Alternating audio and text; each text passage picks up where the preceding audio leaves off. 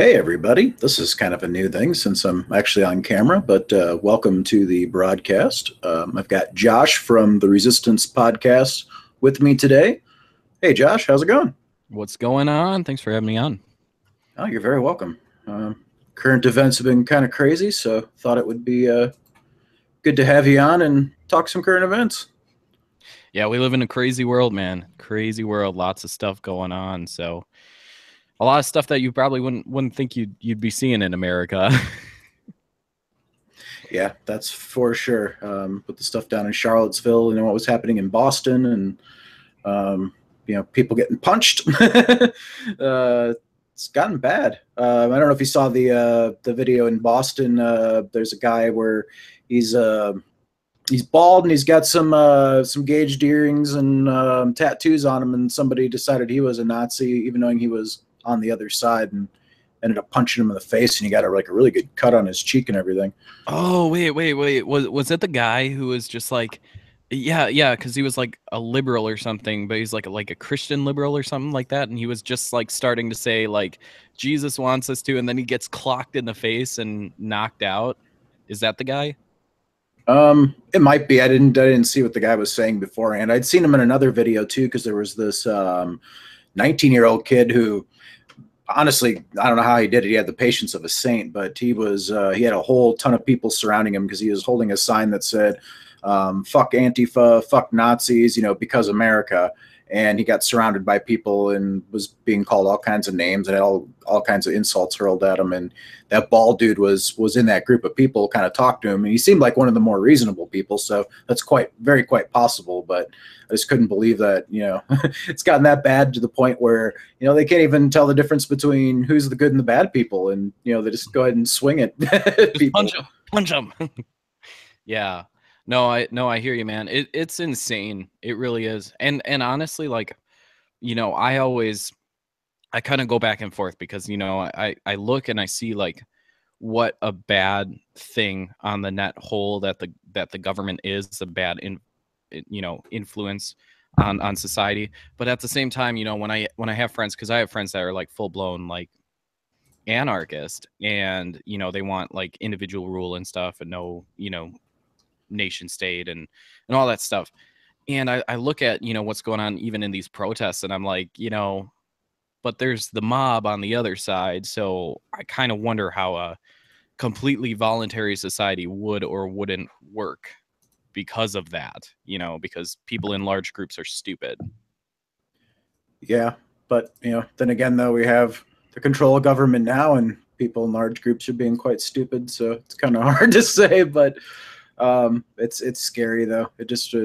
I never thought there was going to be a time in America where I would, legitimately have to worry for possibly my safety because I have the wrong political opinion. And I've made it very clear on my channel, I'm not a Trump supporter. I didn't vote for Trump. But yet, because I want to stick up for free speech for everybody, therefore I'm a Nazi sympathizer, therefore Nazi, therefore okay to punch me.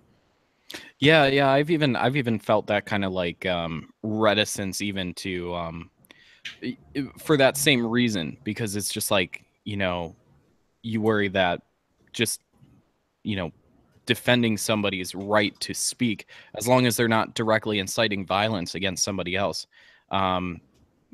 It's not a popular opinion to hold right now, because people just think, people look at these groups and they're just lump them in as a Nazi, and who wants to be seen defending a Nazi, right? Because that's inevitably how they'd spin it against you. So, even people who are more free speech oriented, who don't have as big of audiences, are perhaps a little bit more reticent to speak out. Oh yeah, absolutely. And we kind of saw this coming months ago when the whole Richard Spencer getting clocked thing happened, and I think he's a horrible person. I don't agree with much of what he says at all. And but at the same time, you can't have people just running up to him and hitting him in the face while he's standing on the street either. That sets a pretty dangerous precedent. So it's like, okay, so now it's okay to punch somebody that you think's a Nazi. So where does it stop? So, okay, where it's okay to punch the Nazis because they're fascists now. So tomorrow, is it okay to punch people that you think are sexist? Yeah. Well, and there's even this boiling down and oversimplifying of something. So, for instance, a lot of people in World War II Germany were affiliated with the Nazi Party, but not because of, the end result of, their policies, because they were more nationalistic, or they were looking it they were attached more to the political ideology rather than what transpired in the greater course of World War II. So, because Hitler didn't start off with, the legacy that he had, he ended up with that. So when a lot of people look at Nazis in hindsight, they see only, the concentration camps, the genocide, all that stuff that happened, and they don't see why people were attracted to, say, National Socialism in the first place.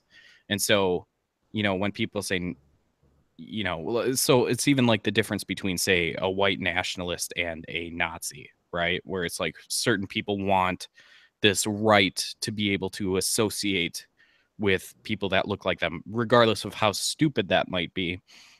They want this right to associate, to create their own communities and all that stuff. And it's a really interesting discussion to have, because it's like, should they have that right, that freedom to associate however they want, or should they be forced to, associate with people they don't want to associate with?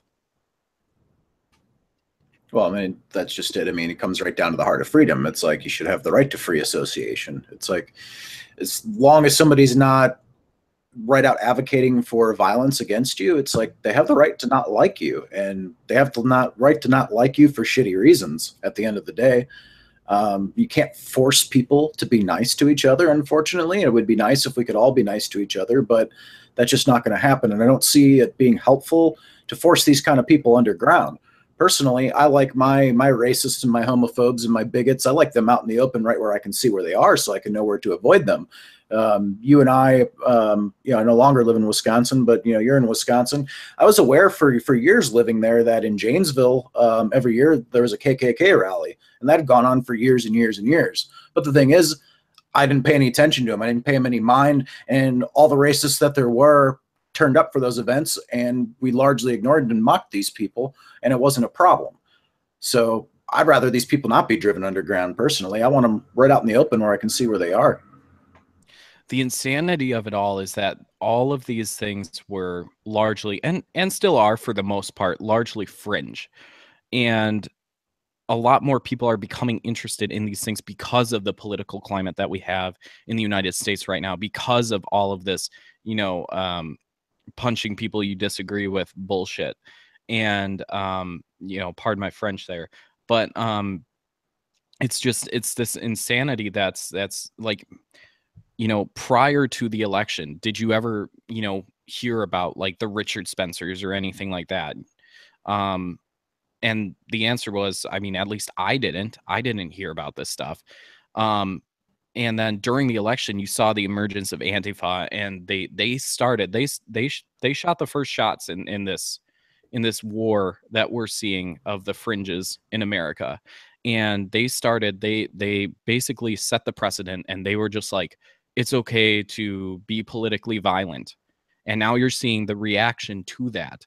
And because of that, you got a lot of people in the center that are like, I don't want any part of that. And they're just kind of like detaching. But you got other people that are closer to the fringes, like basically picking their sides. And they're like, I don't want to be part of them, so I'm going to join this movement over here. And so things that were very, very small groups of people, now you see them becoming more prominent, and the media is certainly not doing anything to quell that. They're actually promoting it, this sectarianism. So it's insanity, and it needs to stop. No, it absolutely does, because it's just going to be a matter of time before it's not any longer going to be rocks and sticks and setting fires. It's like, how long is it until there's gunfire?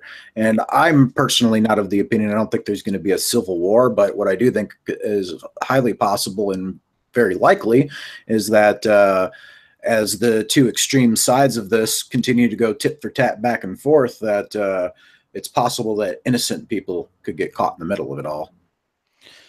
It is really sad. I think so many people, if you were a person who was even semi-conscious and somewhat paying attention when all the events started to unfold around the election and this normalization of political violence and all that stuff, you know, I don't think anybody couldn't see this coming.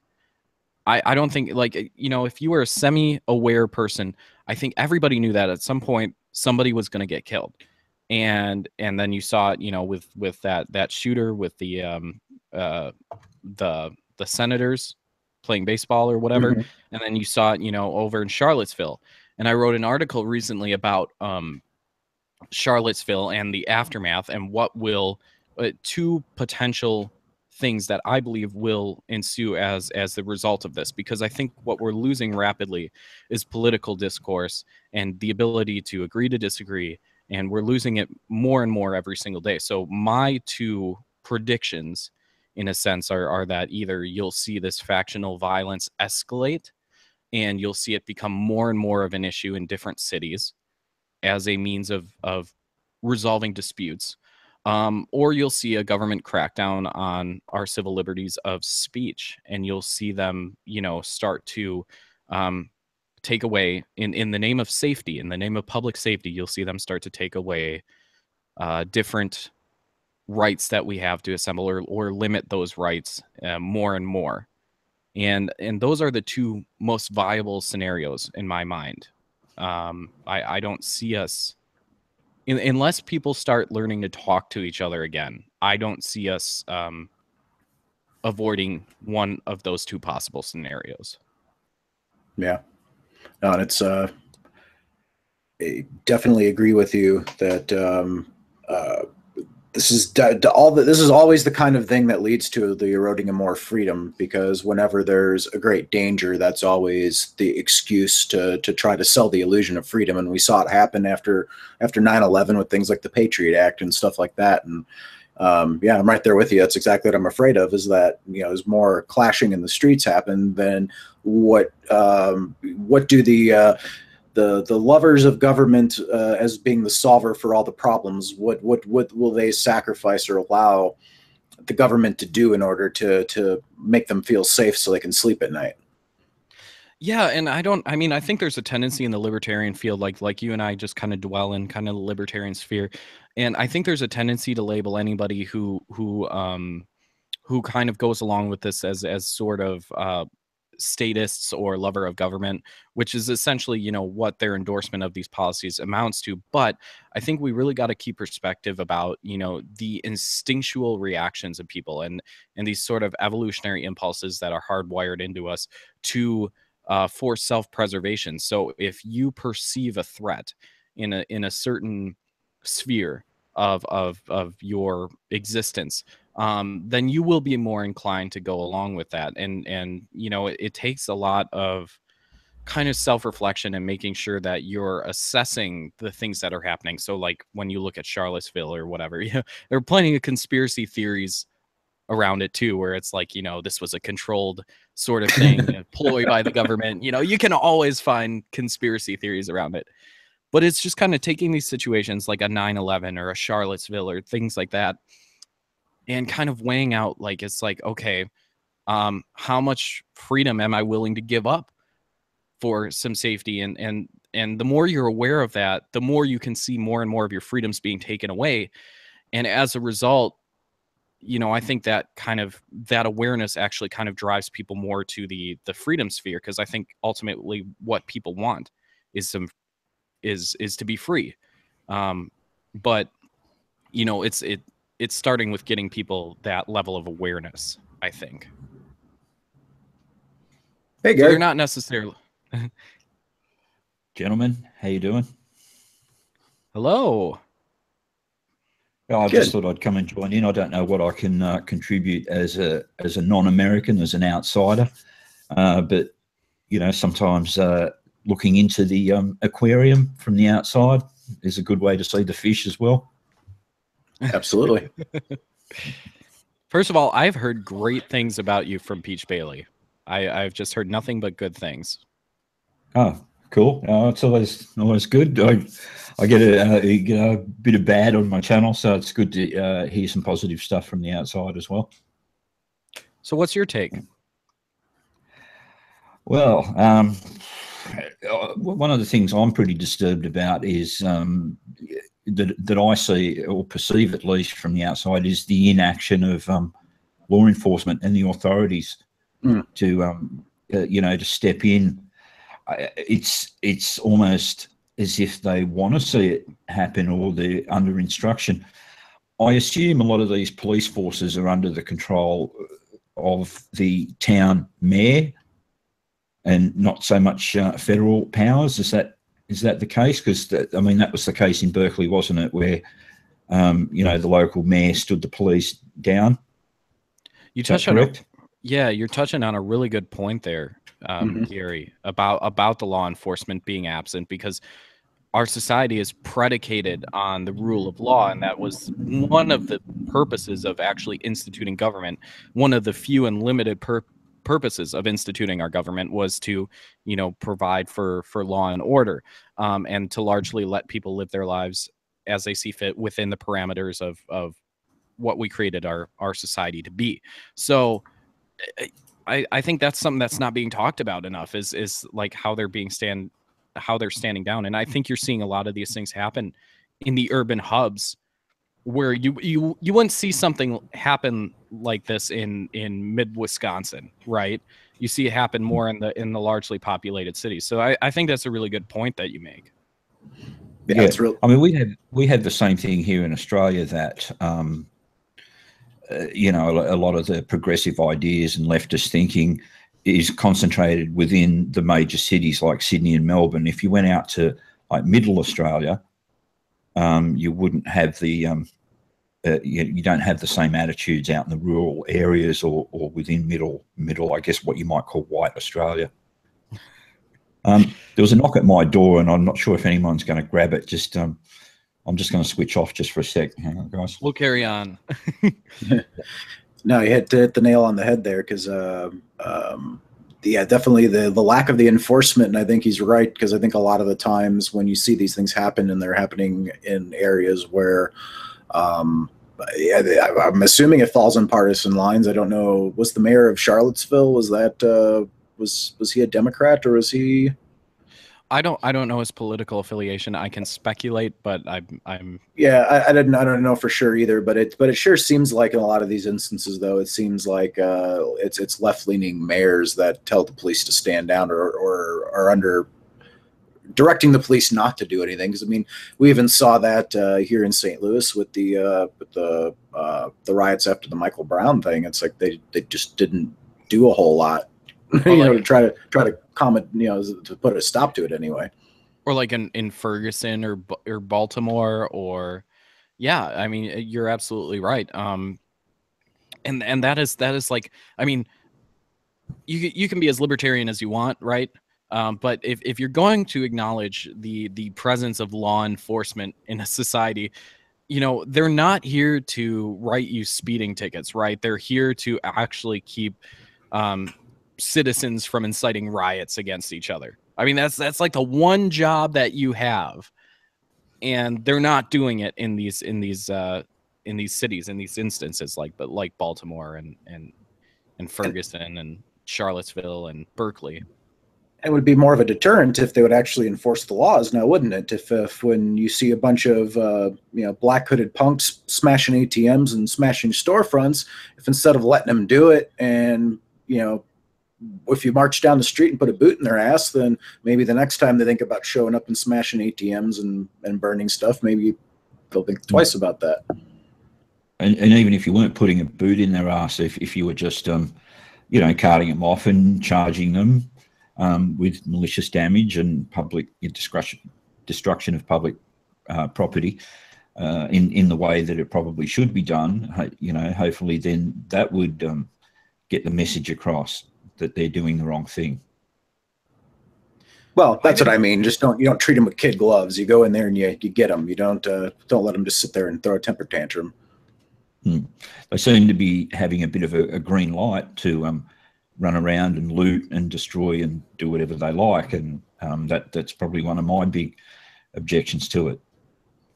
I almost feel like there's even this like kind of tangible, like progressive sort of link too, because, you know, more and more it seems like people have less and less regard for property rights.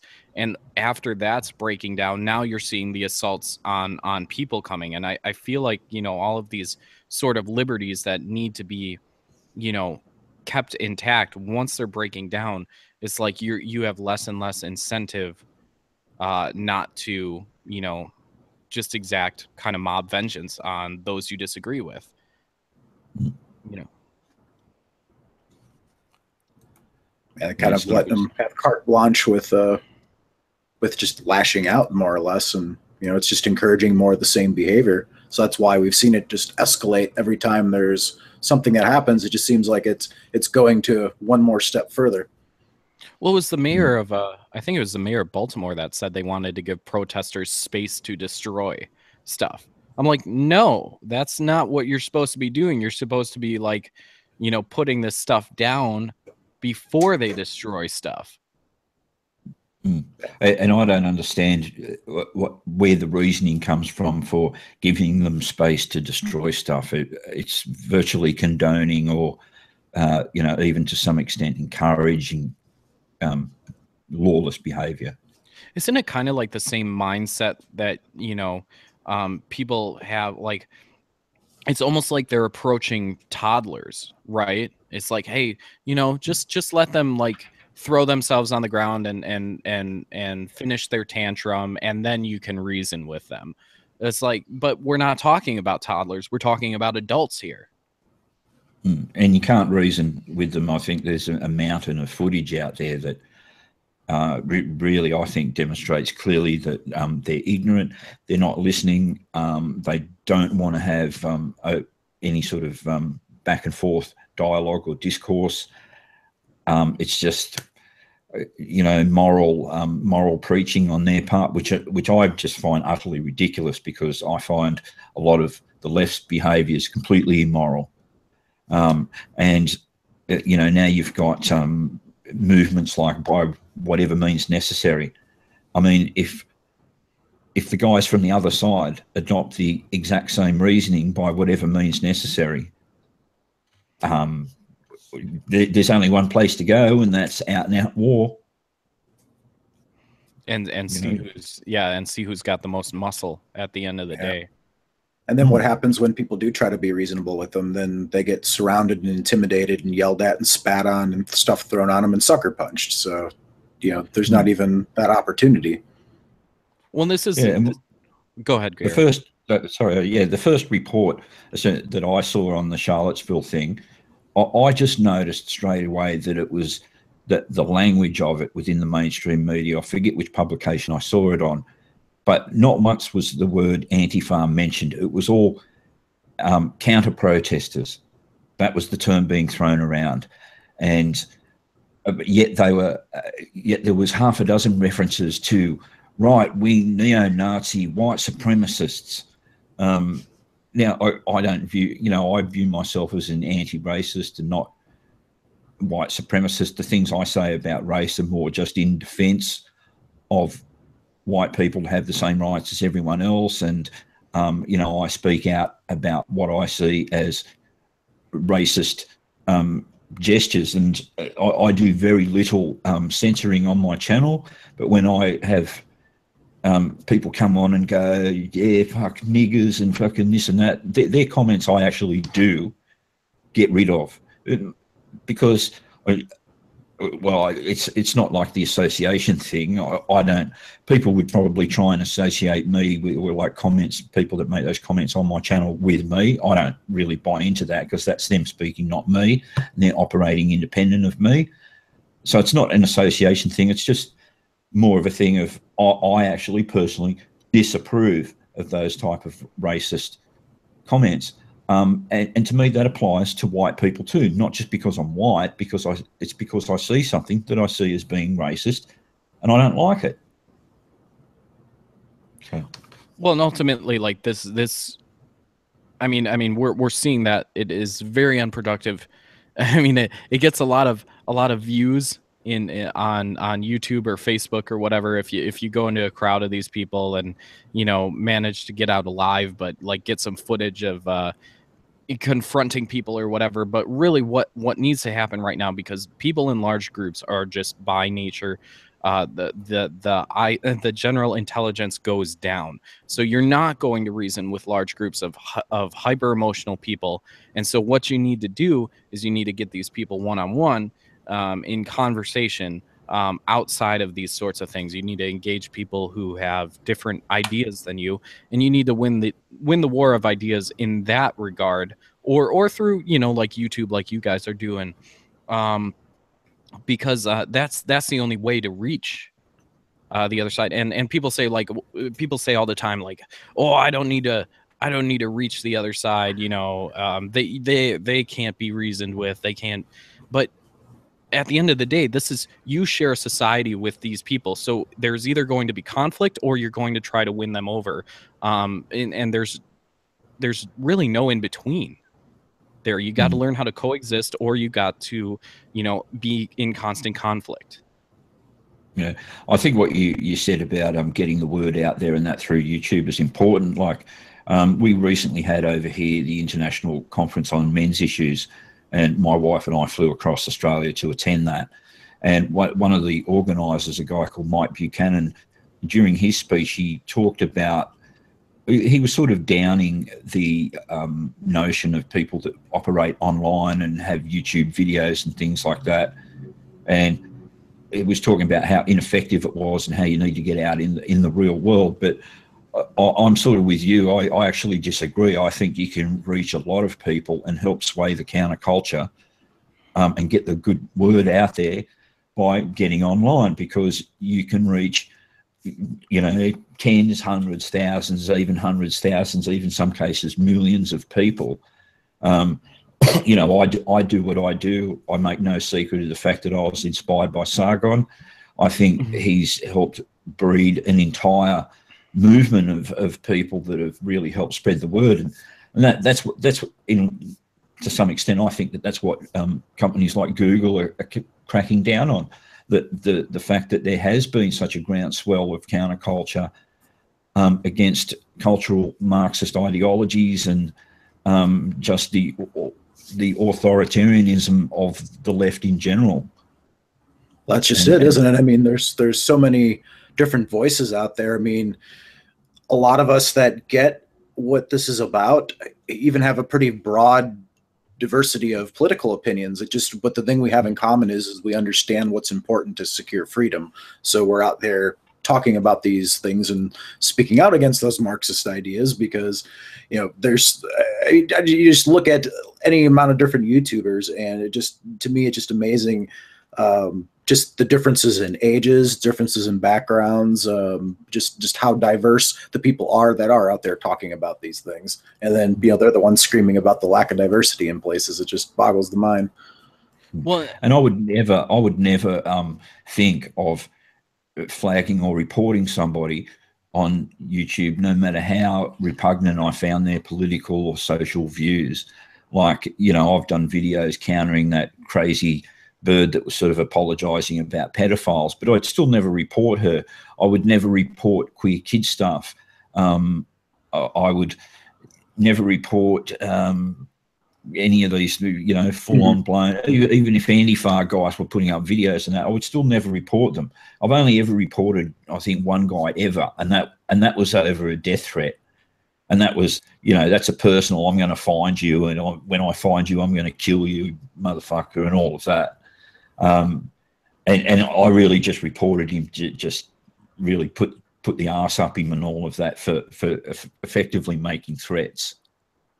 You know, I don't think people should be making threats. Yeah.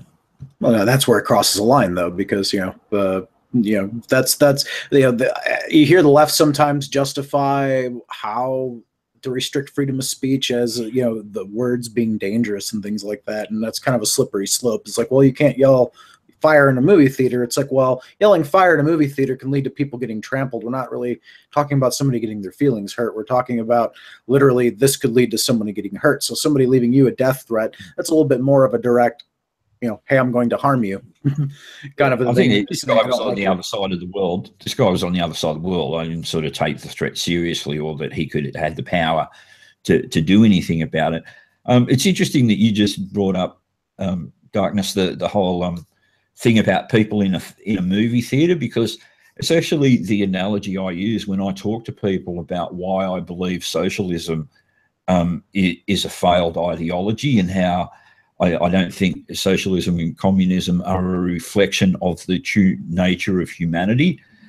And the analogy I use is the movie theater thing is, if you all want to go and watch a movie together, people are happy to sit in a communal situation and watch a movie with other people, you know, and even put up with a little bit of them talking to each other, or maybe bloody texting on their phone or whatever.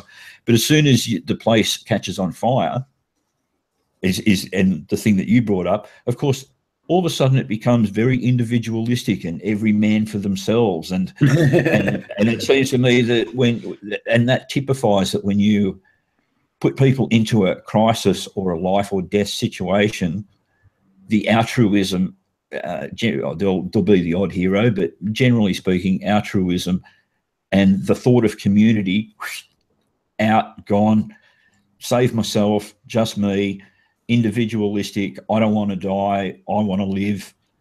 And I think that's that sort of thing of individual rights and being focused on oneself, not saying that it's necessarily self-centered, but I think it's more the actual true nature of human nature. And that's why I think classical liberal views, rights to personal property and ownership and individual liberties, is actually more of a true reflection of the human condition. Well, yeah, and even with you know, when you're talking about you know, the difference between yelling fire in a movie theater, or you know, somebody just having free speech to voice their opinions or whatever, like the people who view, say, you know, people say carrying around a Nazi flag, you know, I've seen people online, they're justifying, you know, punching Nazis by saying, well, it represents an ideology that is inciting violence toward other people. Okay, well, let the courts decide that, because that was the whole point of the justice system, is to let, you know, people who are of, you know, outside of the streets, outside of the arena of the streets, to let people of an intellectual and balanced mind weigh the evidence and find out, you know, what is incitement of violence and what isn't. But you don't see the willingness to do that anymore. You see people just wanting to act on emotion and just perpetrate violence against other people. And you know, I mean, but what I find ridiculous about the whole Nazi analogy is that the people that are making that accusation are carrying communist flags. Right. Right. That's to me, it's just the pot calling the kettle even blacker than what it is. Well, Gary, that wasn't real communism. Sorry? That wasn't real communism, Gary. You need to get with the program, man. Oh yeah. Well, the last time I was actually in a room with an actual Marxist, I was actually surprised that because I thought it was a bit of a myth that they would say, "Oh, but real socialism hasn't been tried yet." But that's exactly what he came out with. That's exactly what he came out with. That real Marxism hasn't been tried yet. Look, you can't hold Karl Marx himself personally, you know, responsible for things that happened years and decades after his death. You know, there's no way he could have foreseen.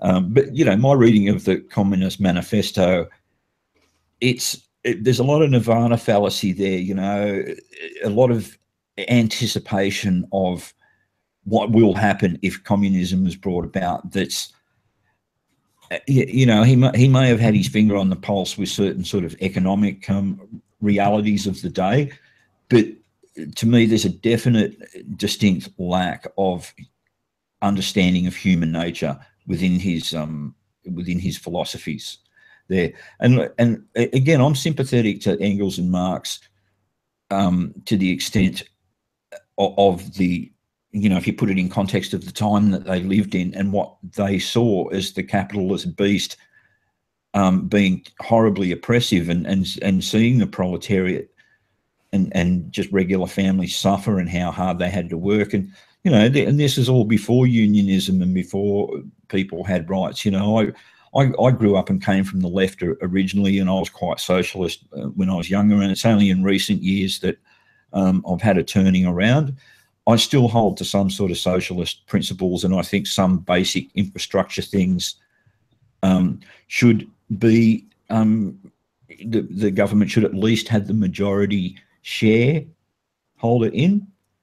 I know a lot of Americans would disagree, but I think that the Australian Medicare system, or what's called the NHS in the UK, that are, you know, have hospitals and basic medical care paid for out of the tax base, is a good idea, because it sort of sends a message out that the society can, on a basic level, at least cares for you. And I think things like law enforcement should be controlled largely again by the government. I think only just a slightly in favour, a controlling share, because I know I'm ranting on a bit here, but I think an entirely centralised body tends to be a big waste and tends to get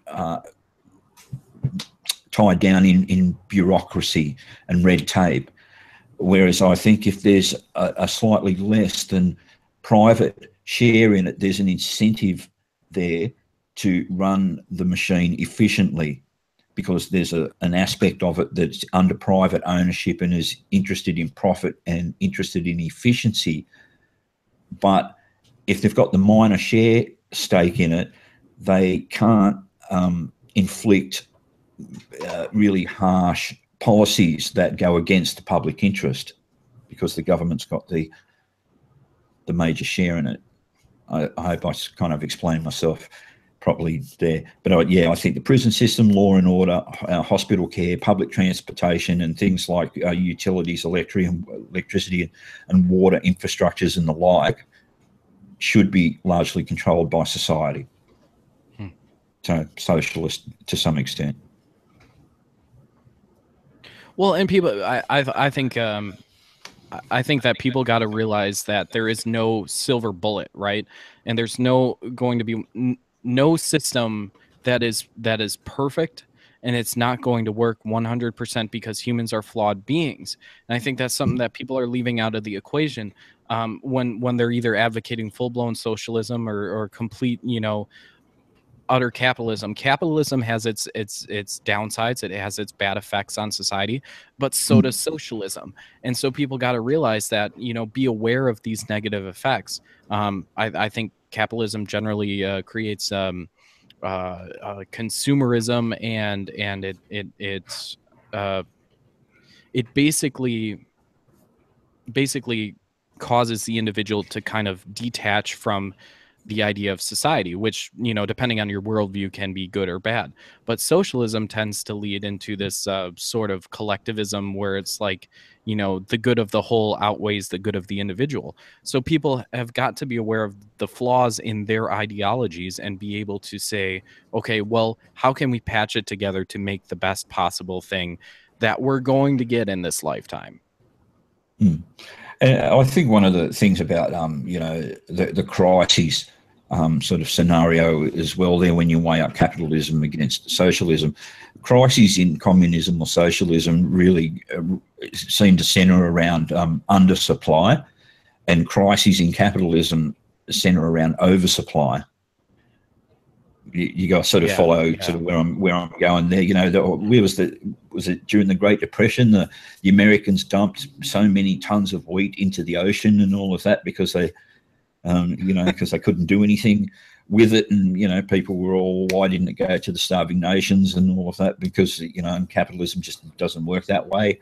You know, you can't give it away. But typically, communist problems lead to undersupply. You know, and you'd have things in Russia where you know, people couldn't buy basic supplies like bread and things, and supermarket shelves were empty just because everything's bogged down in bureaucratic red tape. And and state ownership just doesn't allow businesses to run in any sort of like efficient manner.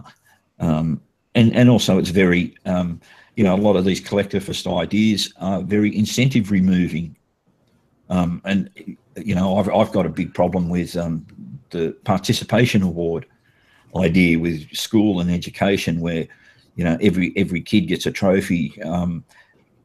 It removes, apart from the fact that the kids that get the awards didn't deserve them, it removes the incentive away from those that would strive and to excellence, because, you know, it's a simple equation. If there's no greater reward for striving to and trying harder, why bother? Why bother trying to do better? You know? Yeah, there's no drive to do great things if there's nothing to aspire to. I mean, that's, you know, it's like, it's back to what Josh was saying. That's why you got to kind of balance out, you know, different aspects of society sometimes. And, you know, if you can't just take economic incentive away from people and expect great things to happen, because there won't be innovation. You won't have people that go into, you know, sciences and engineering and developing the next great technologies if there's nothing in it for them. There's only so many people that are going to do that just for the science of it, you know. Or even you look at like the Occupational Health and Safety Organization in America, right? You know, everybody talks about, or like the FDA and things like that. These organizations, you know, they're just like, thank God these are in place, because, you know, if we didn't have these, like, people could package whatever they want, and, you know, they could, you know, sell you poison for all you know. And you know, like for OSHA, I used to work in food service, and I would see us throw away tons of bread on an annual basis that could have been donated, but for OSHA regulations, like to homeless shelters or things like that. But for OSHA regulations, you cannot give something that's already baked to like a homeless shelter or something like that. You know, there are upsides and downsides to everything. Everything's a trade-off. And, you know, and the same thing for free speech, right? I don't like it that certain people have free speech or should have free speech in our society. I don't like it that, you know, Nazis try to promulgate their ideology. I don't like it that Marxists try to promulgate their ideology. But will I respect their ability, like you were saying, Gary, where you're not going to go out of your way to flag people's videos that you disagree with, simply because you disagree with them, because you would expect that same courtesy toward you. And I think I'm not trying to control them. I'm not trying, because I don't want to control them. I just want to maintain control of me. Yes. And so I see the ideologies coming in from the outsiders, again, from the left, particularly authoritarian, politically correct. You can't think this, you can't do that, you can't say that, you must think this way. You know, we'll take your kids away, the state controls this, you can't smoke here, you can't do that there. It's like, no, fuck off. I want to be able to live my own life. Yeah. And make the choices for myself, be those good or bad, you know. Like, I mean, I am a smoker, and I don't necessarily like defend or would ever recommend other people smoke. You know, it's bad for you. It's not doing my lungs any good.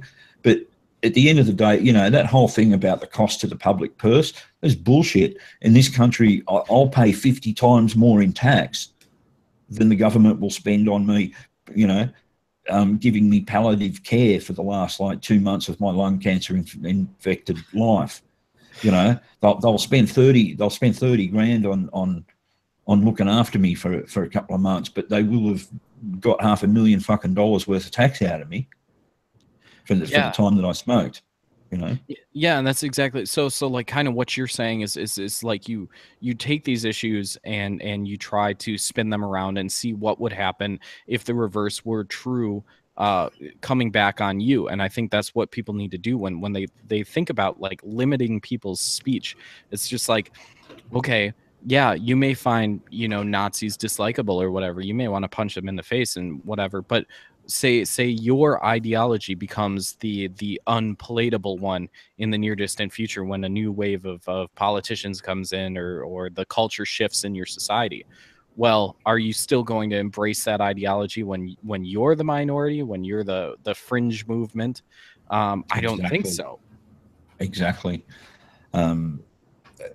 you know, there was I think last year there was a thing over here about, there was this feminist in Melbourne that was protesting. She was all up in arms because she got blocked on, banned on Facebook for 48 hours or something like that because she came on and was talking about her periods.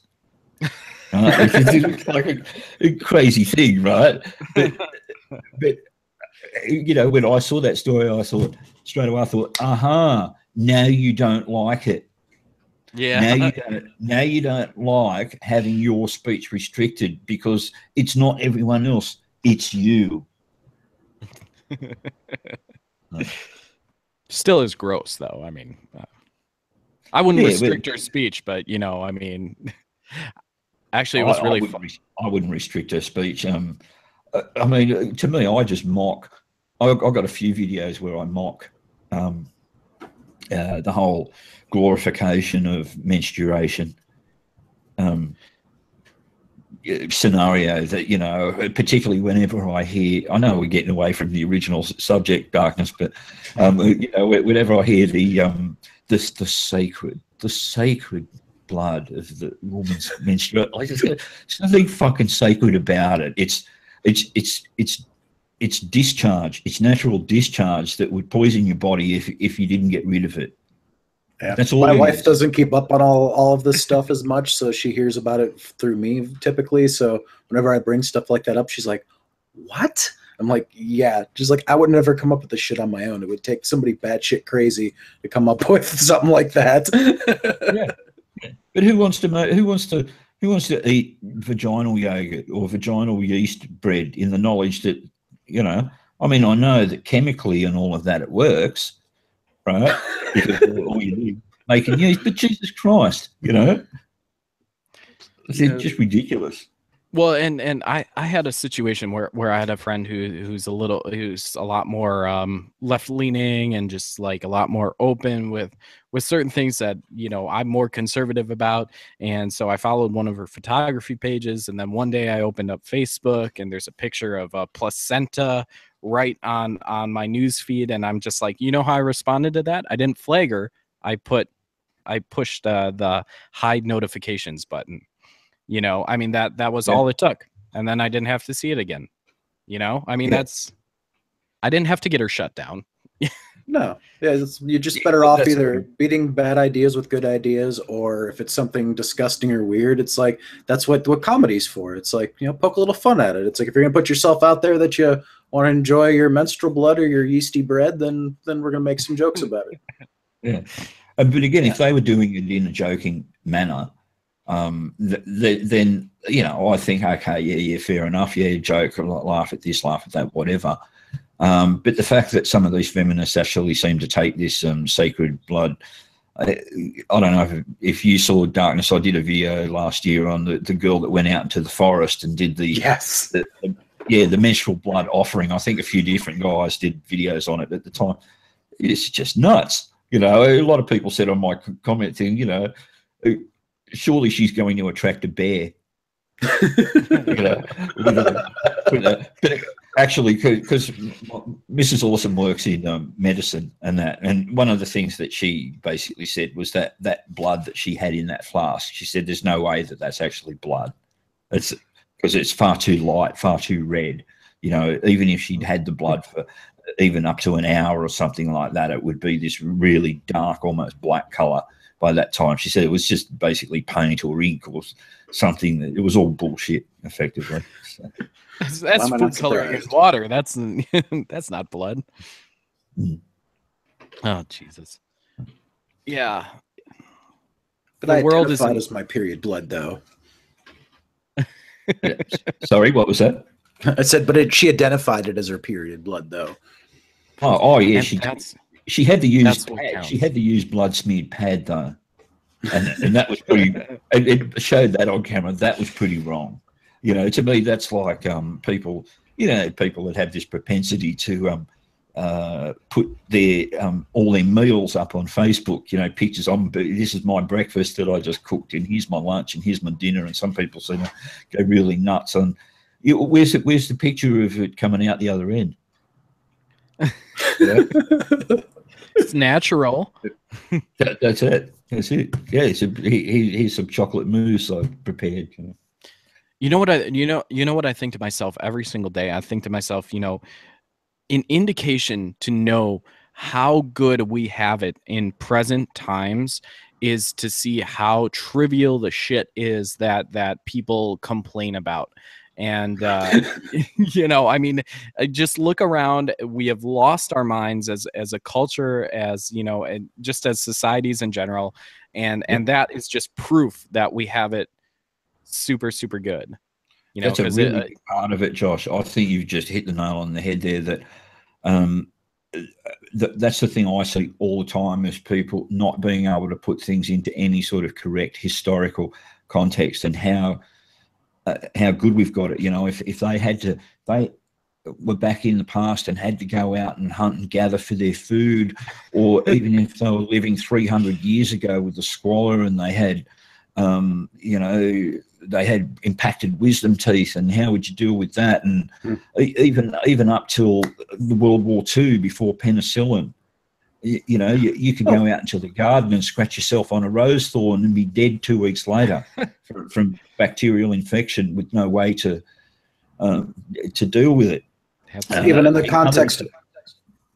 context of current events, I mean, even in the United States, I sometimes think about it. I was born in 1980, and I think about the fact that just 10, 15, 20 years prior to my birth, there was still significant civil rights struggles going on in America. And even comparatively speaking, today in current year, it is infinitely better than it was back in the 60s for everyone.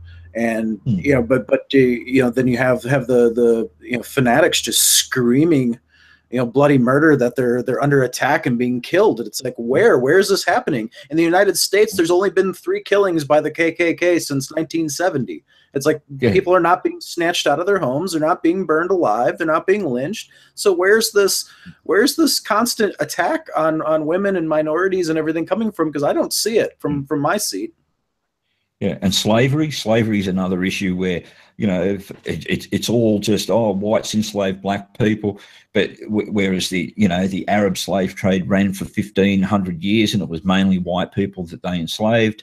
The blacks actually were the ones that rounded up their own people to sell to the slave traders, and it wasn't just the British; it was the Spanish and the Dutch as well. Civilizations for the past 10 to 15,000 years of known and recorded human history largely operated on slave economies. Another thing that really annoys me is this, politicians, and politics are evil and they're only out to serve themselves. Well, that's not politics. That's human behavior and human nature. Politics exists because prior to the French Revolution and left and right political systems, what you had was tribal warlords, dynastic kings, monarchical kings, family dynasties, aristocrats. Politics exists and came to being to take the power out of that minority few and put it into the hands of the people. Now, surely, one can admit that system in many ways has become corrupted. I accept that, but like I'm about to do this video on Tom Morello, Rage Against the Machine, right? and I want to, and it's going to be called. It's probably going to be called Rage Against the Hypocrite, right?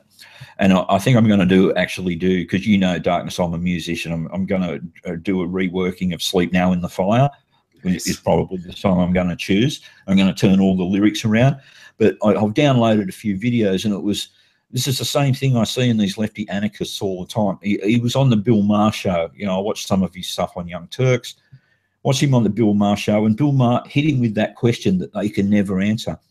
What do you if you tear down capitalism, what are you going to replace it with?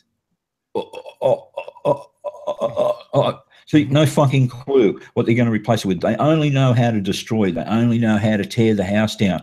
They haven't got the first idea of how to rebuild it and how it's all going to work for billions of people. Well, and for someone who identifies as an ANCOM to have a net worth of $3 million or $3+ million, it's just like, come on, man. It's just like, you know, and honestly, as shit as their politics are, I love Rage's music, and I even So like do I. some of the new stuff by Prophets of Rage, not all of it, but some of it.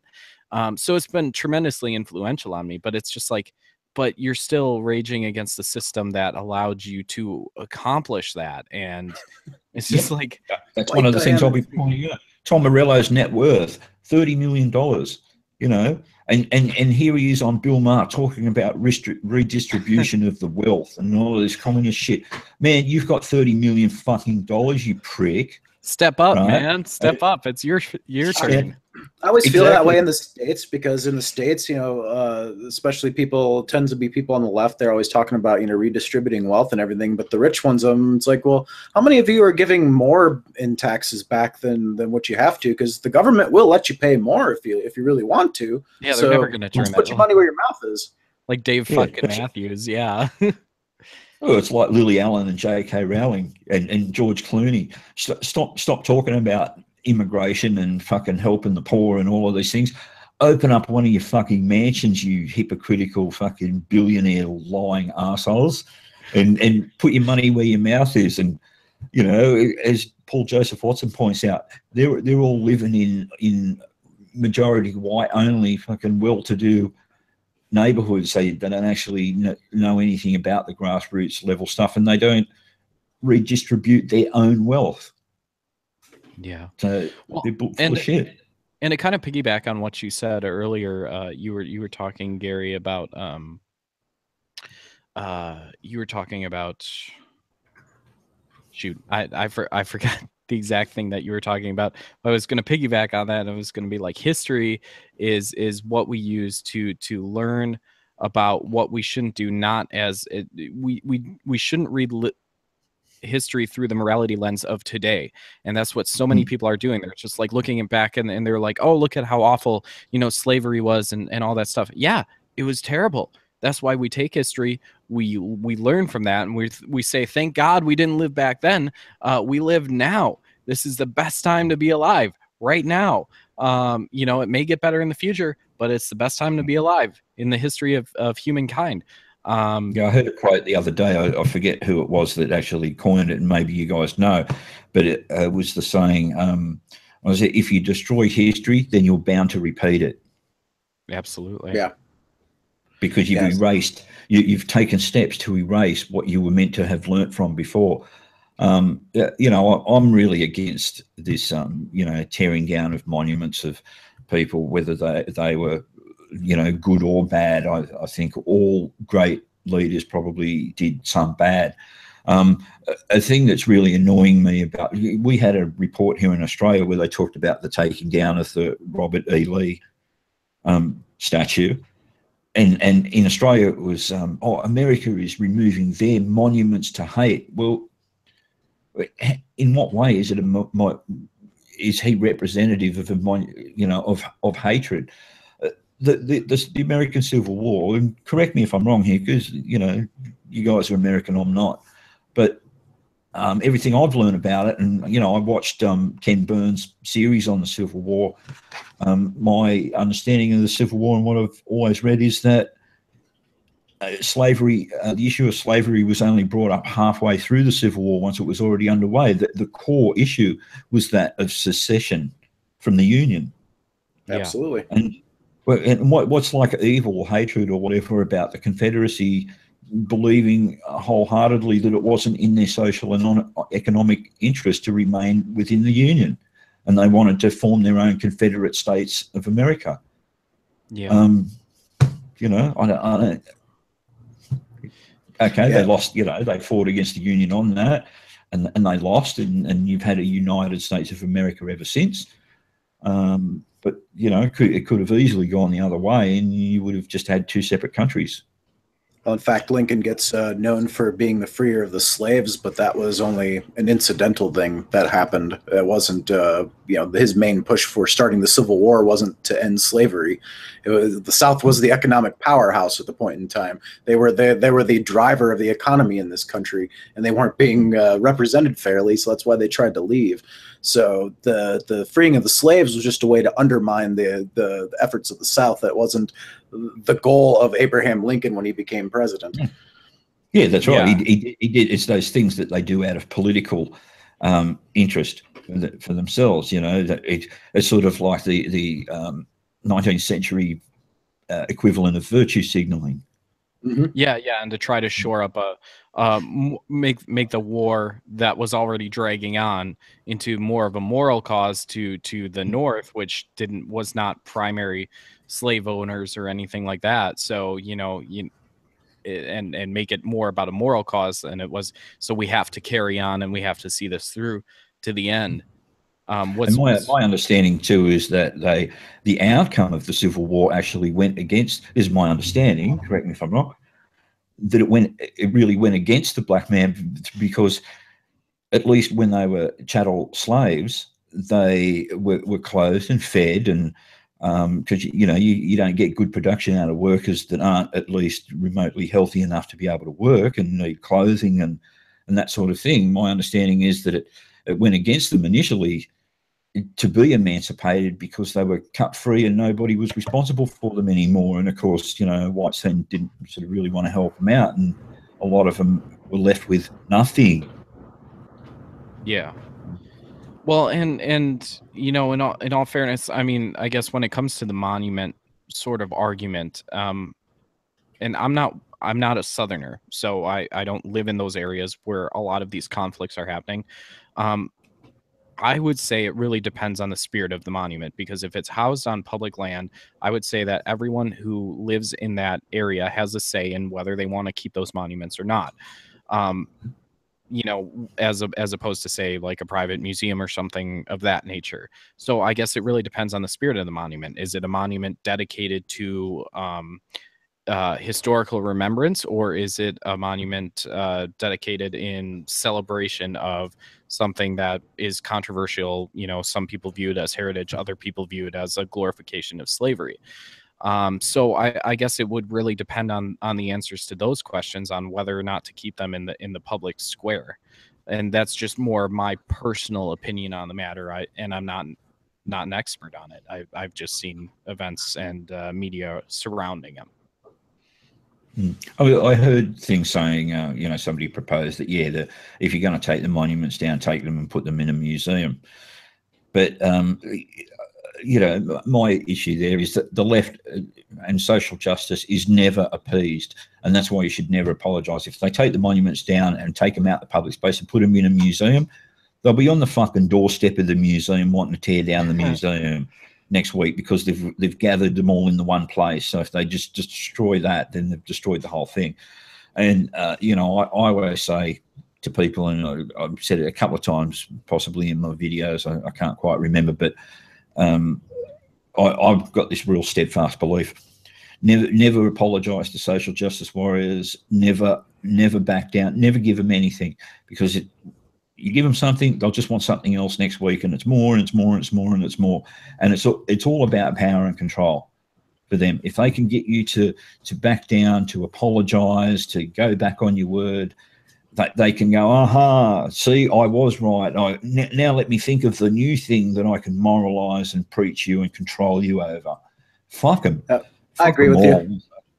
Being nice and compromising is what's gotten us to the point where we are now, because we've predictably seen it marching this way over the last 20 years. And if we hadn't been trying to be nice all this while, maybe I wouldn't have got this far. Yeah, exactly.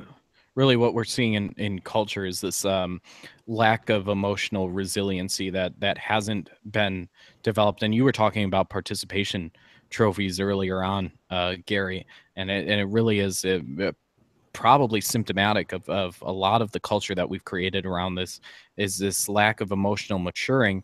Whereas when people come up against things that they find difficult to process or reconcile in their mind and their thinking, and things haven't gone their way, then they have to throw a fit. They have to burn shit down. They have to, you know, do whatever it is that it takes to get that discomfort out of their life, rather than processing it and being like, oh, well, you know, there are many different approaches to life, and this is one of them, and I disagree with that, so I'm going to go my own way. It's this social temper tantrum throwing, because, as you said, they don't get their own way, and they're being brought up in such a way that they're used to getting their own way and never being told no. And it's like, you know, the kid that just wants to eat McDonald's and sugar and ice cream and shit like that. The responsible parent makes sure that they don't do that, and so therefore they don't get their own way, and they have to learn to come to terms with not being told yes all the time and not getting their way with these stupid ideas. See, this is to me is the problem. They sort of dream up what's today's stupid idea, and they actually get their way. They actually get to enforce this fucking ridiculousness on everyone, and it empowers them to come up with even more ridiculous and push the boundaries of intellectual stupidity. And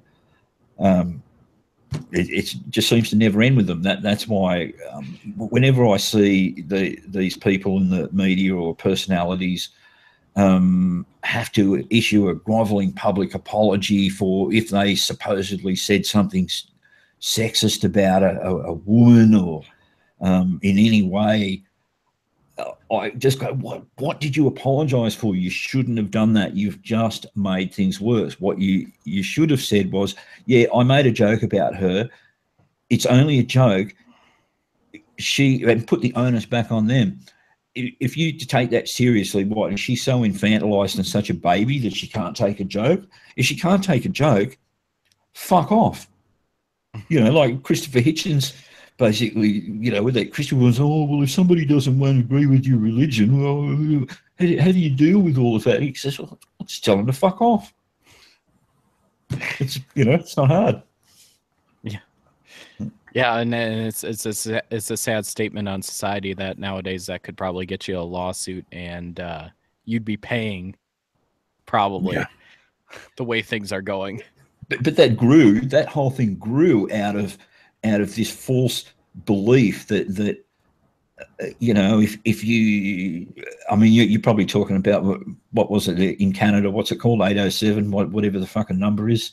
Yeah. For their provisional bill that they passed to do with pronouns and that. If these people had just been told, look, you know, you're just talking crap, we're not interested, you know, go away. You can call yourselves Aziz or whatever you want as within your own community as much as you want, but you know, if I see you and I know that you're a biological man and I call you a man, you're just going to have to put up with it. You can wear a dress, you can call yourself a woman, but I'm not going to be forced to call you a woman when I can see plainly that you're a man, that you're chromosomally a man, that you're born a man. I'm not fucking perpetuating this lie to you to allow you to feel good about yourself. If I call you her, if I refer to you as a woman, I'm going to do it out of a courtesy, out of my own sense of politeness, not because you legally enforce it upon me, fuckhead. I'm not, you know. Yeah, I think Bill C-16. We talked about. Thanks, that was the number. That's it. Yeah, and we talked about. I talked with Peach about the differences between gender and sex or whatever and stuff like that, and I said. I think I said on that hangout that I'm like, you can be whatever the hell you want to be. I don't care. But I think where you run into the tensions is when it begins to go beyond just your individual feelings, and you have to somehow correspond with society and societal norms. And it's just like, well, if you're asking society, the entire society, to change for your individual feelings, then we run into a bit of a problem, the problem that we're seeing nowadays, where it's like, okay, well, how do we address this? Do we just say no, fuck off as a society? Do we accommodate, or do we find somewhere in the middle? You know, that's, you know, and we're seeing that play out in different Western countries. If we tell them to fuck off, then they just have to deal with it. And I think that's actually the way to go. And when you mention, you know, genders and the whole gender argument thing, the author of Stand By Your Manhood, the British journalist or guy, Peter Lloyd, you know, I've done a few videos on him, and I follow him on Twitter, and he put up a great tweet the other day that I retweeted that I just thought summed it up beautifully. And what did he say? If I had $1 for every gender out there, I'd have $2. And I thought that summed it up beautifully, because all that's happened in the last few years is, again, it's the reinterpretation of phrases and words. As I was growing up, gender effectively meant sex, and if you had some application forms that you would fill out, you know, you'd tick, it would say sex, male or female, but some of those forms would say gender, male or female. So it really kind of meant the same thing, and it's only in the last few years that the gender ideologues have really taken the word gender and given it a new dictionary meaning to mean something separate from sex, so that then they can, you know, say, oh, well, we don't have to argue about biological sex, about that there's only boy and girl. We'll put sex out of it. We'll just make it about gender, and now we can add all of these new categories that have nothing to do with chromosomal reality, and hence then you come up with the 57 fucking genders, you know. Yeah. And then some of them are, if you read the list of Tumblr genders, some of them are just ridiculous crossovers of each other, and you know, some of them are just like, well, you can't even define what they are. It's not even like the subtle change. It's like go big or go home. Like, you know, I'm gonna roll out 57 fucking genders for you. Yeah, but it's like it's practically like now you've got cheese gender, and then of course that enables them to, well, is it cheddar gender? Then we can break it down into camembert and brie gender, and it's just so false. And some days my gender's more melty. Sorry? Some days my gender feels more melty. Exactly. I mean, you know, do any of you guys remember seeing Sargon's video from a couple of years ago, queering in agriculture? Mm-hmm. Yeah, like you remember that one. To me, that's the nth degree of ultimately ridiculous. And it's actually bringing up that sort of those ridiculous connections. We had a report over here. I didn't read it, but you guys might know about this. I heard that the total solar eclipse from yesterday or a couple of days ago was racist. I think I saw something about that one. I didn't actually read the report, but I think I saw people talking about that. About the solar eclipse being racist to some extent, you know, like yeah. I assume it runs something like the air conditioning is sexist.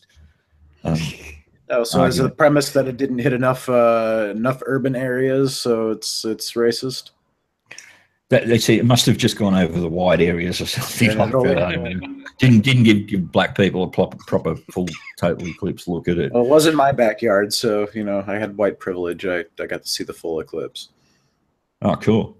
Okay, yeah, it's actually something of the closest I've seen. It was something like a 94% eclipse, but it was very strange. If I could quickly tell the story of how it was during a summer. I can't remember when it was, but it was in the early 2000s, and I was living in Sydney on the East Coast at the time.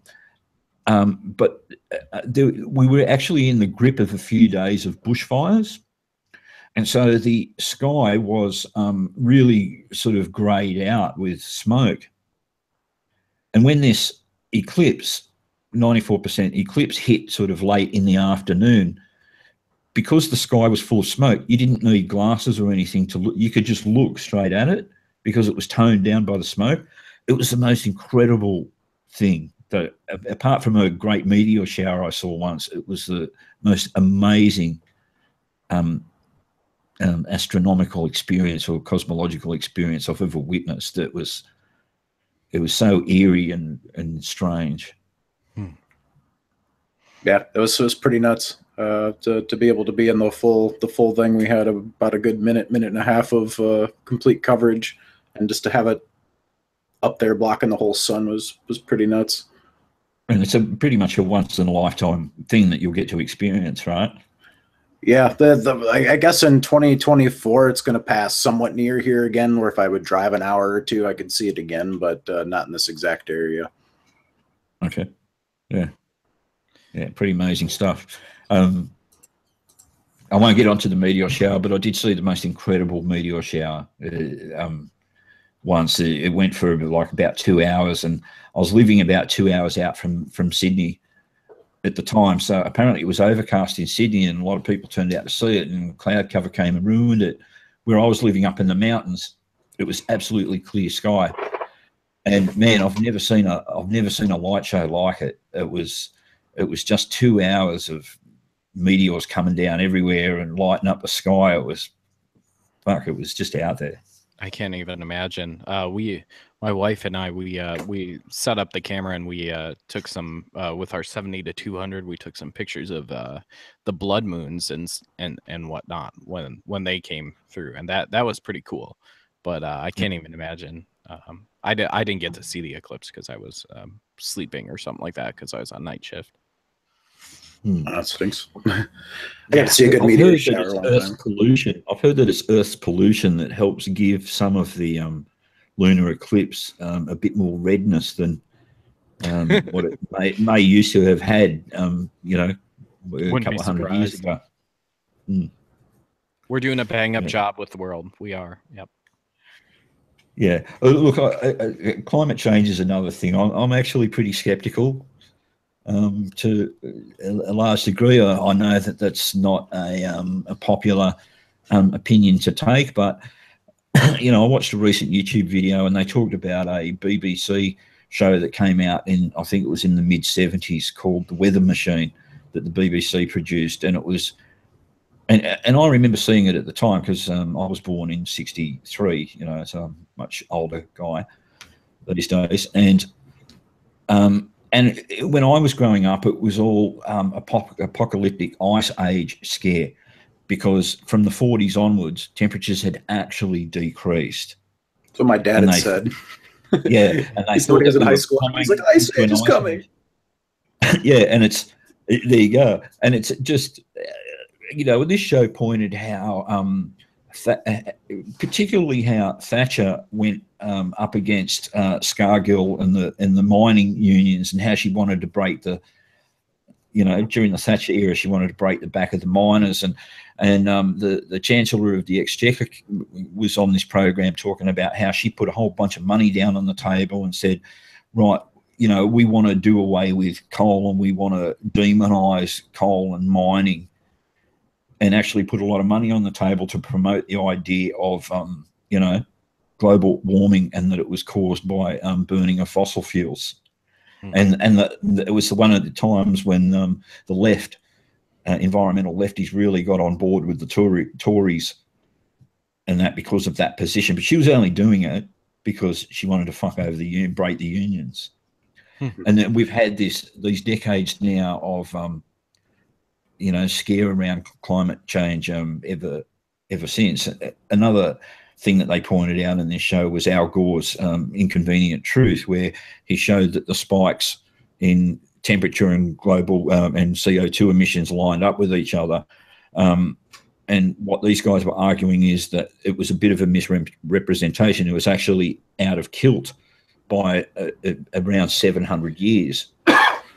And the proposition there was that it's CO2 isn't causing global rise in temperatures. Rise in temperatures are causing increase in CO2. That's the argument from their side, and that it's not as man-made as much as it has to do with maximum solar cycles and sunspot formation and things like that. Now, again, I'm not saying that's true or it's not true or whatever, but I really think climate change should be approached with some level of skepticism myself. You know, the first time I ever heard about global warming was back in the early and mid 90s. There was a cartoon called Captain Planet and the Planeteers.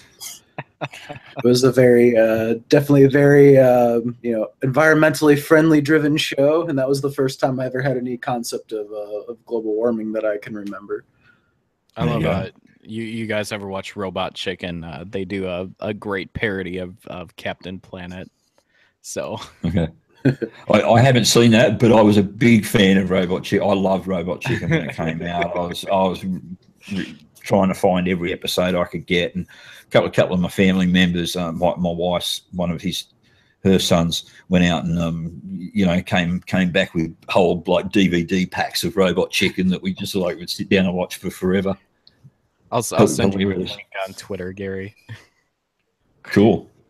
Yeah, mate. Send us an ad on Twitter, and I'll send a thing back. So I'm gonna follow you back. Right on.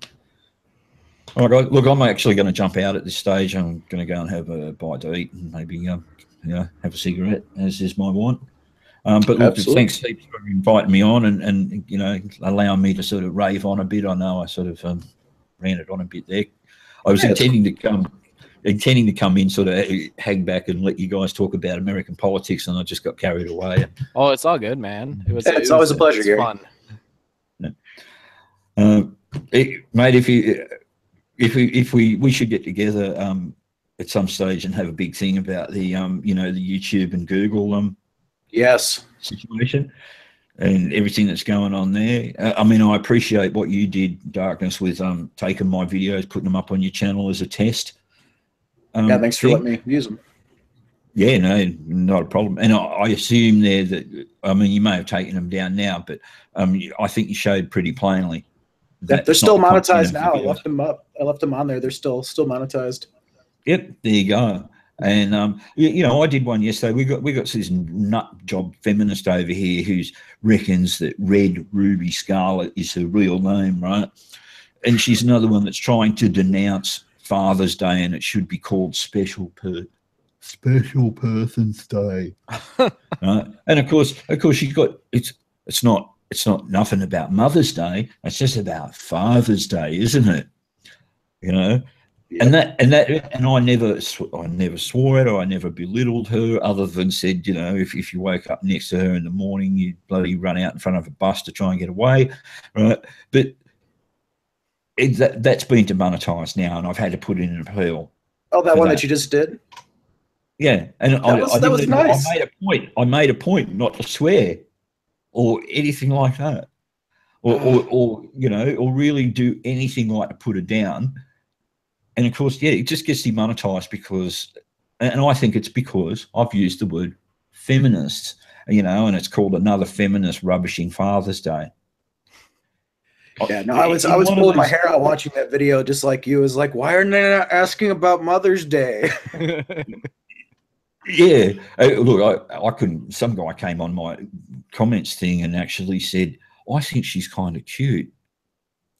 I thought, man, your eyesight's fucking worse than mine, and I've got pretty bad eyesight because she's just yuck. But anyway, guys, yeah, look, thanks a lot for having me, and look after yourselves, eh? All right, take care, Gary. Hey, nice to meet you. Thanks, Josh. Take care, man. Bye. I don't know. I don't even know how we follow that up, man. I mean, yeah, the one and only Gary Orsum. Gary's the shit. Yeah, he is. I've been following his channel for a long time.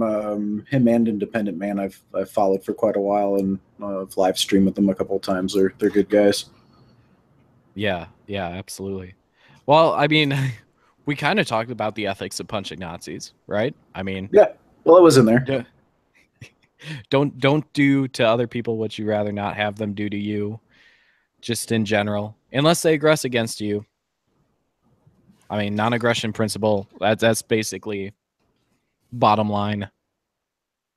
Yeah, I mean, pretty much. I mean, the crazy thing is like, it seems like people have totally lost sight of the whole golden rule thing, the whole do unto others. It's like, so if you want freedoms for yourself, you have to be able to allow other people to have those freedoms too. So it really, I think it would go without saying.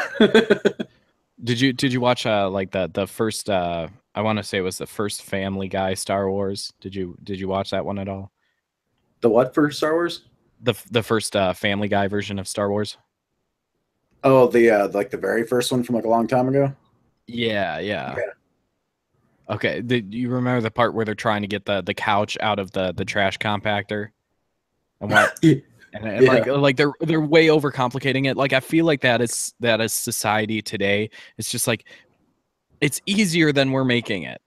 Like it really is. Mhm. I think it's a byproduct of when you've run out of things to complain about. It's like I really think we've gotten to the point in society where I think it's gotten about as good as I think it can get in terms of how we treat each other, because you're never going to exterminate every bigot, every sexist, every racist, every homophobe off the planet. So, I think by and large, I think we're about at the maximum saturation of getting rid of those people that we're going to get to. So, rather than freaking out that some of these people still exist, why don't we like go, hey, man, overwhelmingly every day everybody's getting along. I mean, I walk into all kinds of different businesses. I deal with people of all kinds of different races. They don't give me attitude. I don't give them attitude. It's like we get along just fine. It's the media that's really driving this divide that doesn't really exist between genders and sex and they create a culture war that doesn't need to exist. Yeah, yeah. And honestly, it's if you can get beyond, I think it's somebody said once that it's a sign of emotional maturity if you can handle whether it's a criticism or a slight or anything of that nature. So I mean, if we get to this place, what we really need to focus on in society is emotional maturity, because whether it's the crazy racists that like are obsessed with arbitrary characteristics like skin color and things like that, or whether it's the SJWs who are fixated on microaggressions and whatnot, all this ridiculous BS that they're picking up from their gender studies courses or things like that. We need to kind of transcend that, and then work the crazy out of society by just realizing that what, if some people don't like me in life, whatever. If some people, as long as they don't mess with me, I won't mess with them. And we can be okay. Life will go on. Are you aware of the show The Viewer's View? I just found this the other day. I forgot the lady's name. Satin and Silk or something like that. There's these two middle-aged black ladies that are very conservative and they're hilarious. Are But they they Trump supporters? yeah, yeah. Diamond and Silk? Diamond and Silk. That's it. I said it wrong. But yeah, no, they were totally cool. They were talking about the whole thing with the statues the other day, and they were like, "Look, is like this is the thing about those statues is like those statues have been in those parks for years. They weren't bothering me, and I wasn't bothering them. It's like they just were there, and I didn't go by them, and I didn't pay them no mind. It's like why is everybody all of a sudden getting upset about it? Is like those statues were there for the entire time that Obama was president. Nobody was having a hissy fit about it then. Why all of a sudden now is it the statues have to come down right now?" Yeah, yeah, absolutely. Well, and even past prior to Obama's presidency, I mean, a lot of these, and I talked with my co-host Bryce about this when we were talking about like the emergence of Black Lives Matter and the rioting and all that stuff that was happening, and we were talking about systemic racism, right? And we were talking about that, and I'm just like, one of the things that stands out to me about a lot of these areas that people are talking about, there's this ingrained racism or whatever, is that the majority of these like city councils, mayors' offices, even police forces in these areas are of the same ethnicity as you. So I mean, these sort of systemic racism claims, I don't understand how they would hold up under scrutiny, because you know you've got the people that you voted into office in these areas running the show. So it may be something different than that. Maybe culture, maybe parenting, maybe all of these things. There's no one silver bullet. It's a mixture of a lot of things. And so I think people gotta get past that and stop blaming the system for everything. Yeah, I mean, the system certainly applies pressure to certain, to situations, and it would be foolish to think otherwise. But thing is, though, is everybody's got pressure from the system behind them. It's like everybody's got the things that they've got to struggle with and deal with. And it's like when you get to the point, though, where you've got to drum up microaggressions, I think you're really nitpicking the things that you're being selectively outraged about at that point. Holy shit, he looks like his avatar. Hey, Failure. Hey, talking about outraged, I'm outraged that you didn't tell Gary my message that I was sorry for kicking him off of stream. I asked him to promote his stuff, and then I did the old Failure gimmick where I kicked him. And whoops. Apparently, he didn't like that joke. He's a serious man. I swear he could be Sir Michael Caine's brother. I swear. Like I was talking to Australian Michael Caine here. Yeah. I don't know. I saw it. So what's happening? Tonight? Yeah. I decided to bring out the gold. Why not? So what's happening tonight? What serious discussion are we having? We're talking about punching Nazis and whatnot. I got the wrong haircut. I could get punched for this haircut. What did you think of Macklemore denouncing his haircut or renounce? What is it, denounce or renounce? I think it was denounce. Yeah, his former racist haircut. I didn't know haircuts are racist. We're at this point in culture where people are denouncing a hairstyle they once had. I mean, think about that for a minute. Could everybody from the 80s go back and denounce the mullet, please? Right. It's time we take a stand on the real issues. The mullet was clearly a crime against humanity. I say we bring back the Hitler mustache. It was Charlie Chaplin's first. Hitler just stole it. Exactly. Hey, you want to shave it down and start the trend on this stream? Oh, it doesn't look good on me. Not on me. Not everybody can pull off the Hitler mustache. Got some dark hair there, man. No, the problem is I have too much separation. You need to have a good, make sure it's. See, this doesn't look right. Yeah. You couldn't do it. The same problem. Yeah. And you wouldn't want to be appropriating, so. Yeah, because he's Cuban, so he'd be appropriating German or Austrian culture then. So no, can't do that. Oh man. See, that doesn't work. Yeah. That doesn't look right. Maybe I can do it right. No. It's like when Michael Jordan did it back in the day. It didn't look right on him either. Macklemore is just embarrassing, though. I mean, just in general, just how apologetic he is for things that don't have to do with him, and his whole I want to say what white privilege and white privilege 2, which was like free on iTunes for a while, and it was like, dude, no. No. Oh, what's that? Mein Kampf. I'm just trying to. What is it? No, that doesn't work. No. Just Cubans can't pull off the Hitler mustache. I'm afraid. What can you do? Well, what do you think Hitler would think of Castro? Hitler would think of Castro. That's a good question. Mm-hmm. They probably share notes. Be like, are you from Cuba, or do you have Cuban heritage, or? My parents are Cuban. They came in the 60s after Castro fucked everything up and stole everybody's land and killed a bunch of people, like my great-grandfather.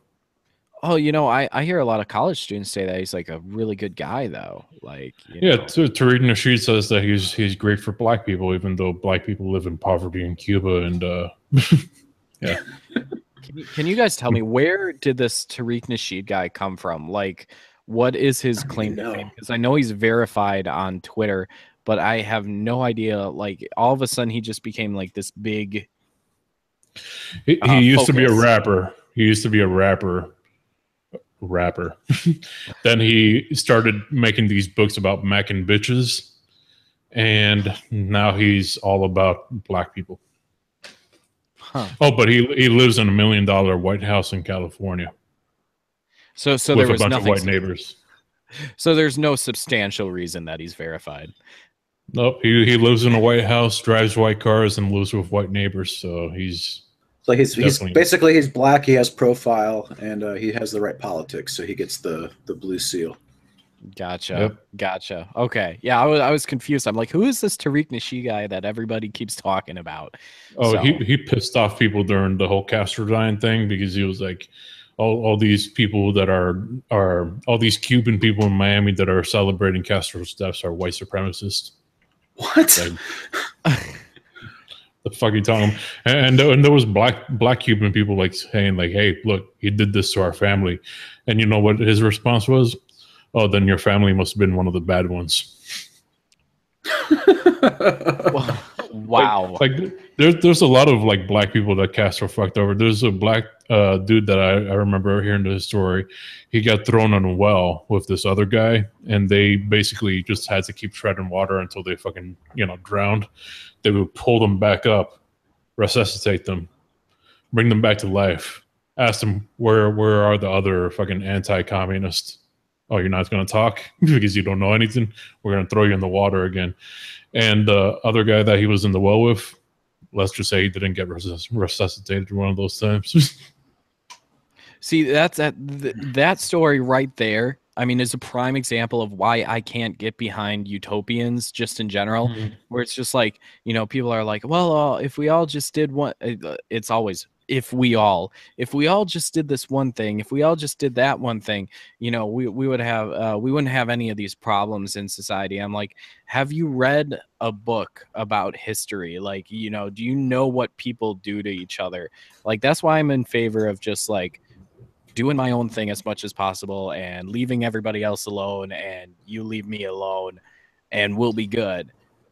Because I don't think it's ever going to be possible to achieve that utopian deal. Well, that's the problem. Is everybody always thinks that that it's one law, one regulation, one deregulation, one something away from utopia. And the fact of the matter is humans suck, and there's always going to be problems and conflict, and just we're always going to have to work through that stuff. I saw a meme that said socialism one execution away from utopia. Always one yeah. It's true. I mean, it really is. So where do you come in on all this racial bullshit going on in the States failure? I'm on the side of both fucking groups are idiots, both Black Lives Matters and the white supremacists. Because here's the thing. There's people on both sides that are fucking extreme. And then there's people that are just like, hey, look, we're just tired of being white and being called fucking the villain all the time. Those people get lumped in with the fucking Nazis and the white supremacists.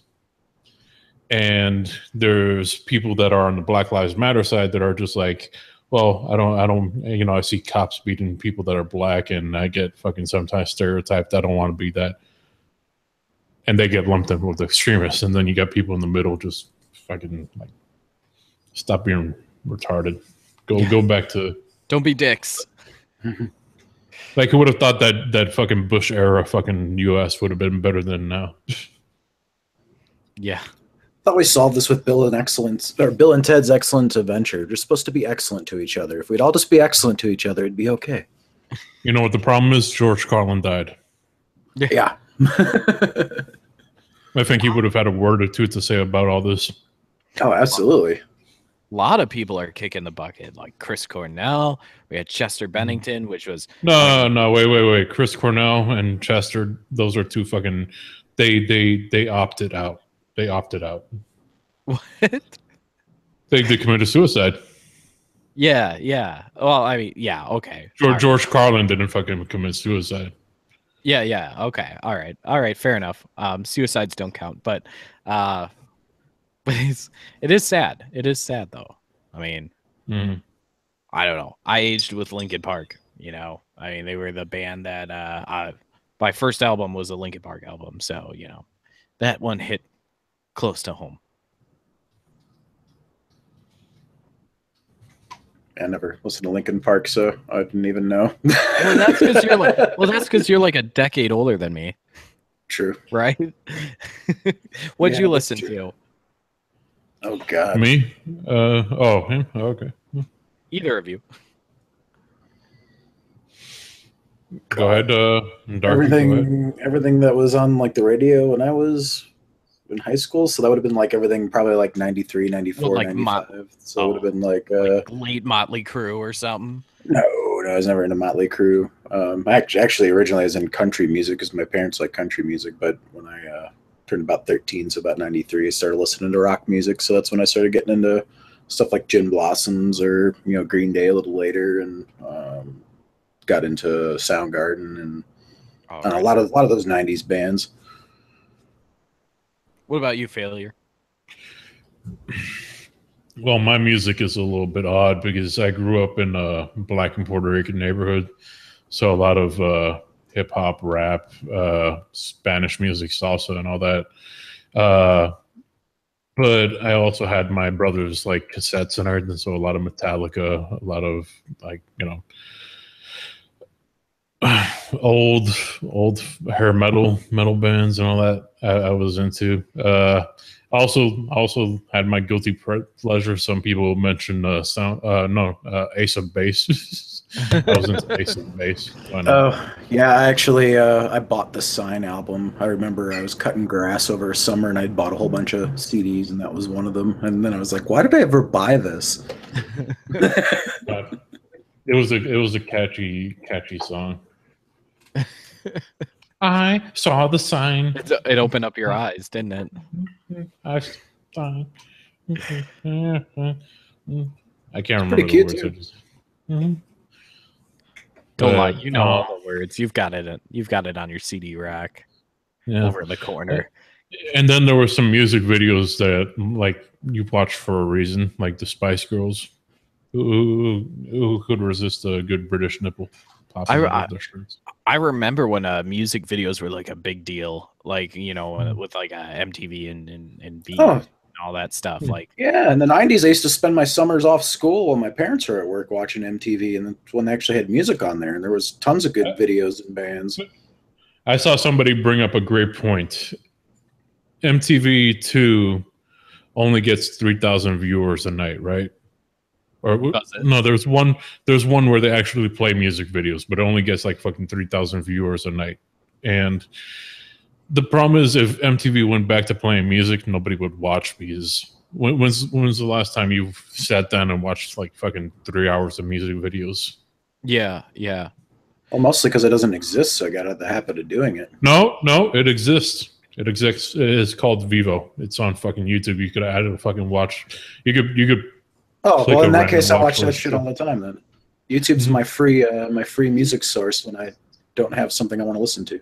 I got to ask you guys, and I know this is kind of jumping the gun from what Gary wants to talk about. So if you only want to limitedly unpack this, but I got to ask you too, as both of you guys are YouTubers, and with all this stuff going on with YouTube, are you guys looking at any new video platforms to share your content on, or are you going to stick with YouTube? I'll just mirror my stuff on like places like VidMe or whatever. But yeah, the thing is, you have an audience on YouTube that you don't have on a VidMe. Yeah. Or at least used to, because they're putting us on blacklist, so nobody fucking sees our shit, even people that are subscribed to us anymore.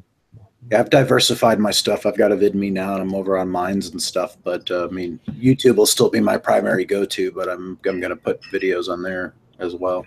I've heard several people mention DTube as well. I haven't looked into it or anything like that, but it's interesting hearing of all these alternatives that people are looking into. Like you said, your primary audience is still on YouTube, but it'll be interesting to see which one of those alternative actually sets itself apart and is like, okay, this will be the new place that creators will want to come and actually make some money off of. I've heard some people talking about like starting up their own websites, like subscription style, so people could go and see all their videos there or whatever. But I think people will still do the YouTube thing as a way to drive traffic to their fucking stuff where it's pay to watch. Well, what's your thoughts on Onision going to pay to watch Either of you.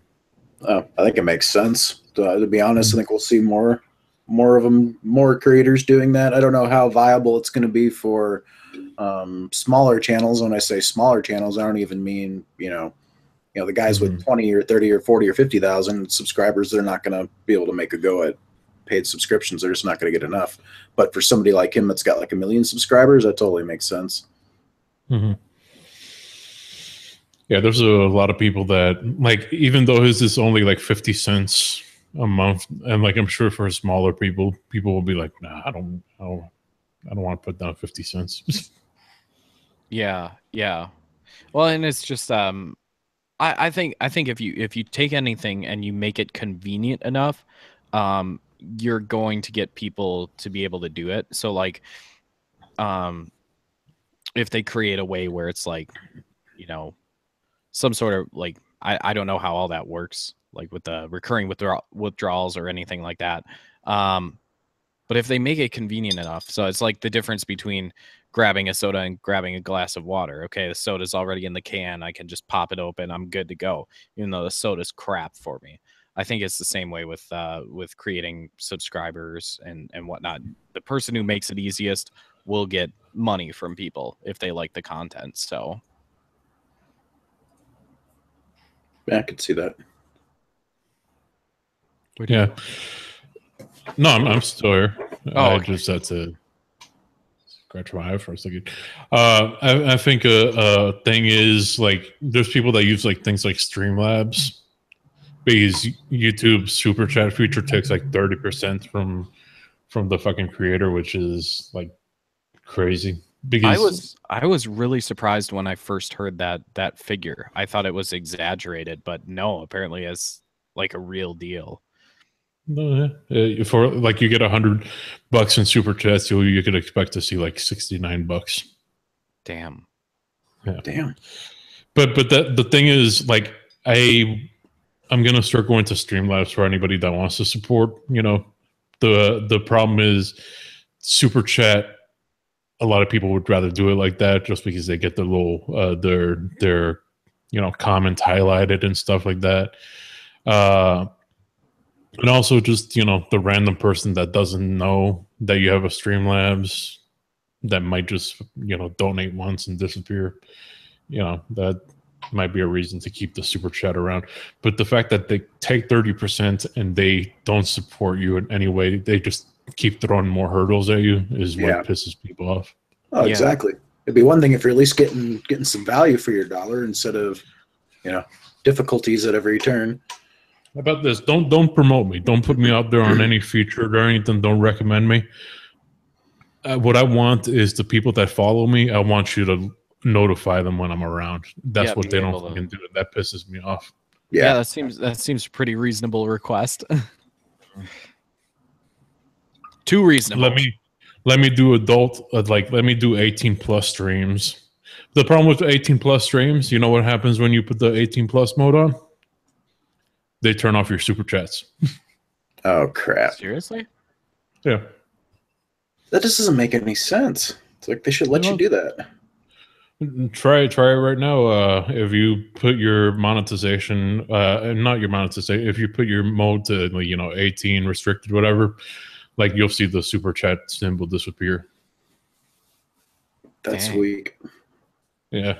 You think anything if you turn on 18+ mode or whatever, the super chat would be like bolded because people over 18 tend to have more money.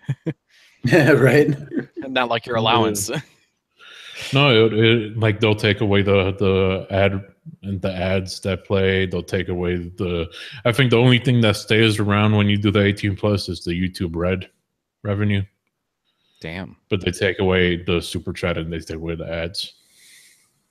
Well, I'll be really interested to see, like I said, I think YouTube doing this to their content creators will, it'll create some pain in the short run, but I think in the long run, it'll actually give alternate platforms more incentives to step up their game and try to compete for the people who are more disenfranchised and could potentially try to persuade their viewership to bring over and transfer over to their platform. So I mean, I'm really interested to see what the alternatives do, if they do, you know, if they step up their game, and to see who comes out on top. They just need to make sure they don't treat their fucking users like shit. Like fucking YouTube. One thing that really bothered me was, so I ended up getting one strike on my channel, my first fucking strike ever, and it turned off my streaming capabilities for 3 months. And I went from my channel was getting easily anywhere between 1,000 to 3,000 views per stream to now I'm lucky if I break fucking 300 views. You got it turned off for 3 months? Mm-hmm. For your first strike? Yeah, you get one strike. Damn. And until that strike is gone, you can't stream. And I find that to be like fucking severe for somebody, especially like my channel is nothing but streams. I don't make videos. What was your strike for? I had Baron on. Oh, you had Baron? Asshole. Yeah, I had Baron on, and it was during his hashtag Baron Mafia thing, where basically he encourages people to go and leave compliments and nice comments to people he doesn't particularly like, like the Christy Winters and everything. And I put hashtag Baron Mafia in the title, and because of that, they came and flagged my video, and yeah. Jesus Christ. That's insane, man. Yep. Well, did you just I fought it. Did you just I just got out of it. Yeah, I just got out of it. Now we're doing me, Tonka Saw, and Vamp Candy, we're doing a show called Cult of Cactus. We're on our 3rd episode, so I'm hoping we stay solid so we could keep doing it. But it's frustrating because I was getting over 1,000 views per every stream, and now it's like, and you have. Here's the thing. So I started a second channel called Failure Terminated, or it was already around. I just turned it into my streaming channel. I get more people watching on that channel when I just do a random BS stream at 1 o'clock in the morning than I do on my Failure Accomplished channel that has more subscribers. Like I'll get like 20 people on Failure Accomplished. I'll get like 50 on Failure Terminated watching. Yeah, that's messed up. That's just messing with people's livelihoods at that point. It's like you're trying to, you know, the YouTube's supposed to have a little bit of a business aspect to it, and when you don't even know what the rules are or how to play fairly by the rules, and when your work can be taken away from you just arbitrarily at any time. I mean, because you put a hashtag in your video, you lost 3 months of something that was substantial to your channel. Here's the thing: be clear with like what your thing is, your terms of service, because they do conflicting things all the time. Like they say no sexual fucking stuff in their and your videos, but meanwhile they'll let Vivo have a video where like Daddy Yankee has chicks fucking with their booties out and shit, you know, or they'll do a video. Like I went to watch a Crisscross video, right, a music video. And the ad before the music video was Jay-Z's The Story of OJ. And basically the entire song, he's just like black, what is it? Field nigga, house nigga, something nigga. So he just keeps saying nigga, nigga, nigga again. Now that's okay for an ad, but if you make that into a video and you're not Jay-Z, you get demonetized. So where's the balance? Yeah, and it's not even like they warn you before you get your first strike and be like, hey, you know, you've had these complaints or whatever, tone it down or you'll get a strike. All of a sudden they just take you off air and you have to appeal it. Is that right? Yep. And then when you lose the appeal, there's there's nobody to talk to. If you get 100,000 subs, they give you an email. And that's only like a little bit better. Yeah. Well, beware. I have to pop out because I have to get some rest before tomorrow. Yeah, that's cool, man. I appreciate you coming on, buddy. Thank you so much for having me on. Hey, nice to meet you, Failure. Not a problem, man. Let's see. Warp says, just do a joy. There's an easy way to make money. And Cheesytits says, make 456 videos about Onision. I find that hilarious that she doesn't understand why people are, you know, like so mean to her when she made 115 videos on Onision. Well, she would understand if she wouldn't delete people's comments. Way early on in all that stuff, I left a very nice and polite comment about how her posting so much and going about things the way they are was giving the impression of her being a crazy woman. And I said it in the absolutely nicest way I possibly could, and she deleted my comment. Oh, she's a phony. She said she's complaining about Mr. Reps. You know, she's like, why don't they just come to me and message me and say they want to talk if they have things they want to get off their chest. The problem with that, the only time I ever talked with Joy was when Geek Fulu invited me to one of his streams and she happened to be on. That's the only time and me and Tonka spoke our minds, and she just took it. She tried to, you know, manipulate her way through it, but we just fucking told her what was wrong with her. And so, you know, I've tried to, like, she was like, yeah, all you have to do is just send me a tweet and I'm down to talk whenever. Nope. She will not talk. She will not talk. Why? Because she doesn't want people to disagree with her. She wants the echo chamber that she's in with all her little new now people. And that's fine if that's what she wants, but yeah, I just but she's in a. The thing is, she needs to understand she is in a world that she created. She started her channel became popular because she started obsessing about one person, and now she's the person that many people are obsessed about, and that's just how you're gonna complain. How you're gonna complain that people are obsessed about you when you've been obsessed about this one fucking person and you're still obsessed about him. Yeah.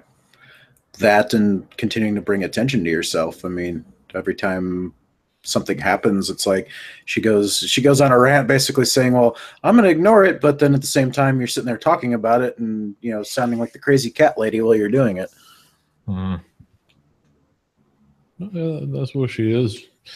And here's the thing, like with the Repsion thing, she's like, oh, I wasn't even angry about it. I was just embarrassed about his video. Oh my God. I'm really embarrassed. Really? What are you embarrassed by? What are you embarrassed by? Yeah, right. She's like, oh no, because everything he has said has been debunked so many times. What do you call debunking? Right. The fact is, she says crazy shits like she fucking cured a fucking tumor from her neck with onions and garlic. Do you know how tumors work? You can't just fucking cure them with fucking garlic and onions, rubbing them on your fucking neck. That's not how it works. No, it's not gonna work that way. Not a doctor, but I suspect it takes more than some of the problems I have is her always talking about her health issues, which is fine. You know, you can talk about your health issues. I've kind of mentioned things I've dealt with here and there, but the thing I worry about is there's a good amount of people in this country that don't take mental health seriously. And when you're telling people that you're struggling, but then yet you keep going on there and attention seeking. Now she collects disability cards, man. Yeah. She just collects all the fucking She called herself fucking obese. Like, you ain't obese. I'm fucking obese. Look at this arm. Obese right here. Now, what she has is she's a little bit overweight. Now, the BMI thing might tell you that you're fucking overweight, but nah, you're not obese. Right. Yeah, but I just worry about her you know, saying she's got these mental health problems, and then the way that she's presenting herself to people watching her videos just doesn't put people in a good light. It's like I've been struggling with anxiety and depression, and I had to take a break from YouTube, but yet she takes a 46-hour break and then she's immediately back into it. It's like, well, that's not a break.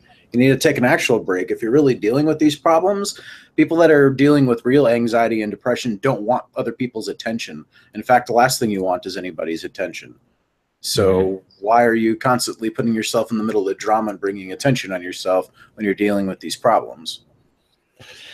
Yeah, She says she has social anxiety, but meanwhile, she just fucking pours it all out there because she loves the fucking attention. That's what it is. Yeah. No, it's like I have social anxiety. My coming on YouTube was trying to get out of my shell. It's like I can't imagine making that many videos and having social anxiety. It's like that's why I don't make many videos. She talks about how she went onto YouTube to talk about her health, right? Why is your first video about a fucking dude named Onision that you had to make 115 videos on? Cheesytits says I cured testicular cancer with 15 bowls of mac and cheese, guys. It's magic. Don't kick it till you try it. Yeah. Let's see, social anxiety, but she could go off on one at a car dealership and video it. Oh, well. Yeah, that car dealership video. People. She's one of those fucking people. She's one of those entitled fucking, I'm gonna yell at you and tell you how to do your job. And like there's some fucking shitty people out there that don't know how to do their job and everything, but you don't fucking like yell at them and like in the manner that she did. No, nobody deserves that. And then if you have a problem, are you really gonna help yourself by just yelling at somebody like that and recording? I've worked security, and you know what I fucking do when somebody pulls out their phone and shit? I'll laugh. I fucking laugh because like I've had people like tell me, I want to talk to your supervisor. I am my supervisor. I want to talk to your boss. Okay, let me call my boss. I'll call my boss. Hey boss, you got this guy here that says he doesn't like me. You know what the boss says? Tell him to fuck off. And you know how people fucking react to that? They don't know what to fucking say. Because that's the problem with people like Joy. She wants to have power over people because her fucking life is it's worthless. So yeah. She is YouTube about money for her? I don't think it's all about the money. I think she enjoys the money that she's getting, even though, like, here's one thing that pisses me off. She's like, "Oh no, guys, please don't give me super chats." You could turn it off. If you don't want super chats, turn off that feature. You can. No, guys, I'm a dummy. I don't know how to do technology. Just shut the fuck up. You're not a dummy. Yeah, don't know how to edit either. Yeah, if you knew how to turn on the super chat, you could find out how to turn it off. All right. Now, here's what I think it is. I don't think it's the money. I think she loves the attention of all the people that love her. Yeah, definitely. Mm-hmm. Yeah, she got some psycho fucking followers. Yes, the true believers. They're an interesting bunch. And I've seen some of them. And you know what they have in common with her? Well, with what she portrays or whatever. What she has in common with them is they have a lot of them actually have medical conditions. A lot of them actually suffer from, bipolar and are actually sick, and they see her as like, oh, she's just like me, and she has her audience, and they want to be acknowledged by senpai. Notice me, senpai. Notice me, Sweatpants Studio. And that's what happens. So Sweatpants Studio says, "Oh, thank you for the gold bar." There's a random person in the chat, and that makes their day, and they'll be fucking loyal to that person that said thank you. Yeah. Tell me it's not true. Creates a cult of personality. If you're a needy person and your senpai notices you'd be willing to go to fucking war for that senpai with your keyboard. I always find those people interesting. I've never once went to anybody else's comment section on behalf of another YouTuber to bitch somebody out. It's so funny. Yeah. I don't know. I put the challenge out there. I told her, hey, you say that people don't message you to talk. Here's a message. Let's talk. Oh yeah, I saw that on Twitter. She still hasn't responded. No. No, she won't. And she won't. See, has she been active? Because she said she was leaving YouTube again. Oh, did she? Mm-hmm. Yeah, I mean, if she was mentally ill, she does need to take a legit break. Probably a good week or better would be good for her. Yeah. Well, there's some people that are on the YouTubes that definitely just need to go find a new hobby. We've met a couple of them. Somebody said, did you hear that she has fish arms? What are fish arms? I didn't know fish had arms. I can't even envision what that would be. I have no idea. Let's see. Warp says, don't know. I watched some channel that uploads her shit. Yeah, it's something that starts with E. Emphasis on BS. Emphasis on BS. Yeah, and I messaged him to tell him, good job with what you're doing. And he was like, the first time you left a comment on one of the videos I uploaded, I was kind of starstruck because I've been subbed to your channel for a year. So I was like, oh, cool. Nice. One of my people is doing something good. All right. Dude, he archives the crazy in her because she's started to like take stuff down that incriminates her. Mm-hmm. What did you think of the her put in Chambers phone call out there without Chambers' consent? Because Chambers is in a state where you need permission to record that person. Yeah, it's I didn't think it was in good taste. I mean, while technically not illegal, It is. It is in Chambers' state. It is illegal. Well, they don't have third-party consent in her state. Nope. Oh, yeah. Well, then that's not cool. But even if it wasn't illegal, though, I mean, it's just not in good taste. I mean, I think those kind of things are you know, when you give evidence to the authorities, it's not free to use for personal squabbles on YouTube. Yeah. It's just sad.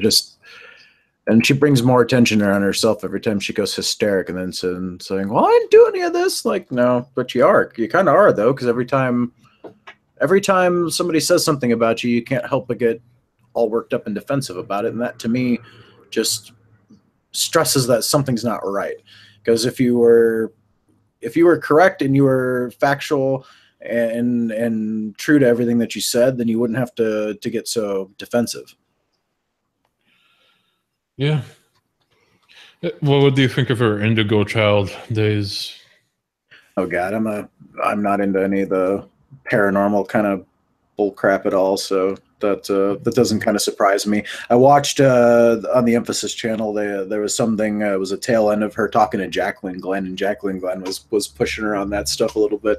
Was like, so do you like really believe that, or is that just kind of something like you're just like kind of think you believe in, but you really like you would defer to science first? And she wouldn't really like answer the question.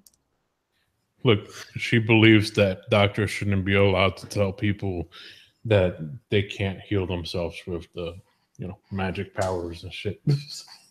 She could talk to angels and stuff, you know. Mm-hmm. That's why when you're saying about from old shit. That's coming from about things being debunked. I'm like, what are you talking about being debunked? You either believed in the shit or you didn't. It's like, what's to debunk? You either are nuts and you think you can talk to angels and heal yourself with onions and garlic, or you don't. Yeah.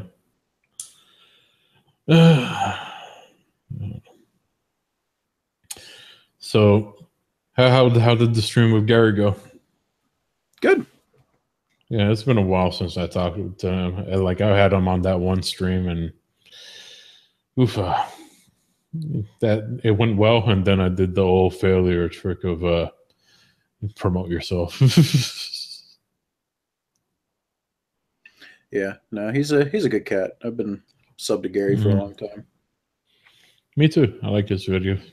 Yeah, I just he didn't find it funny.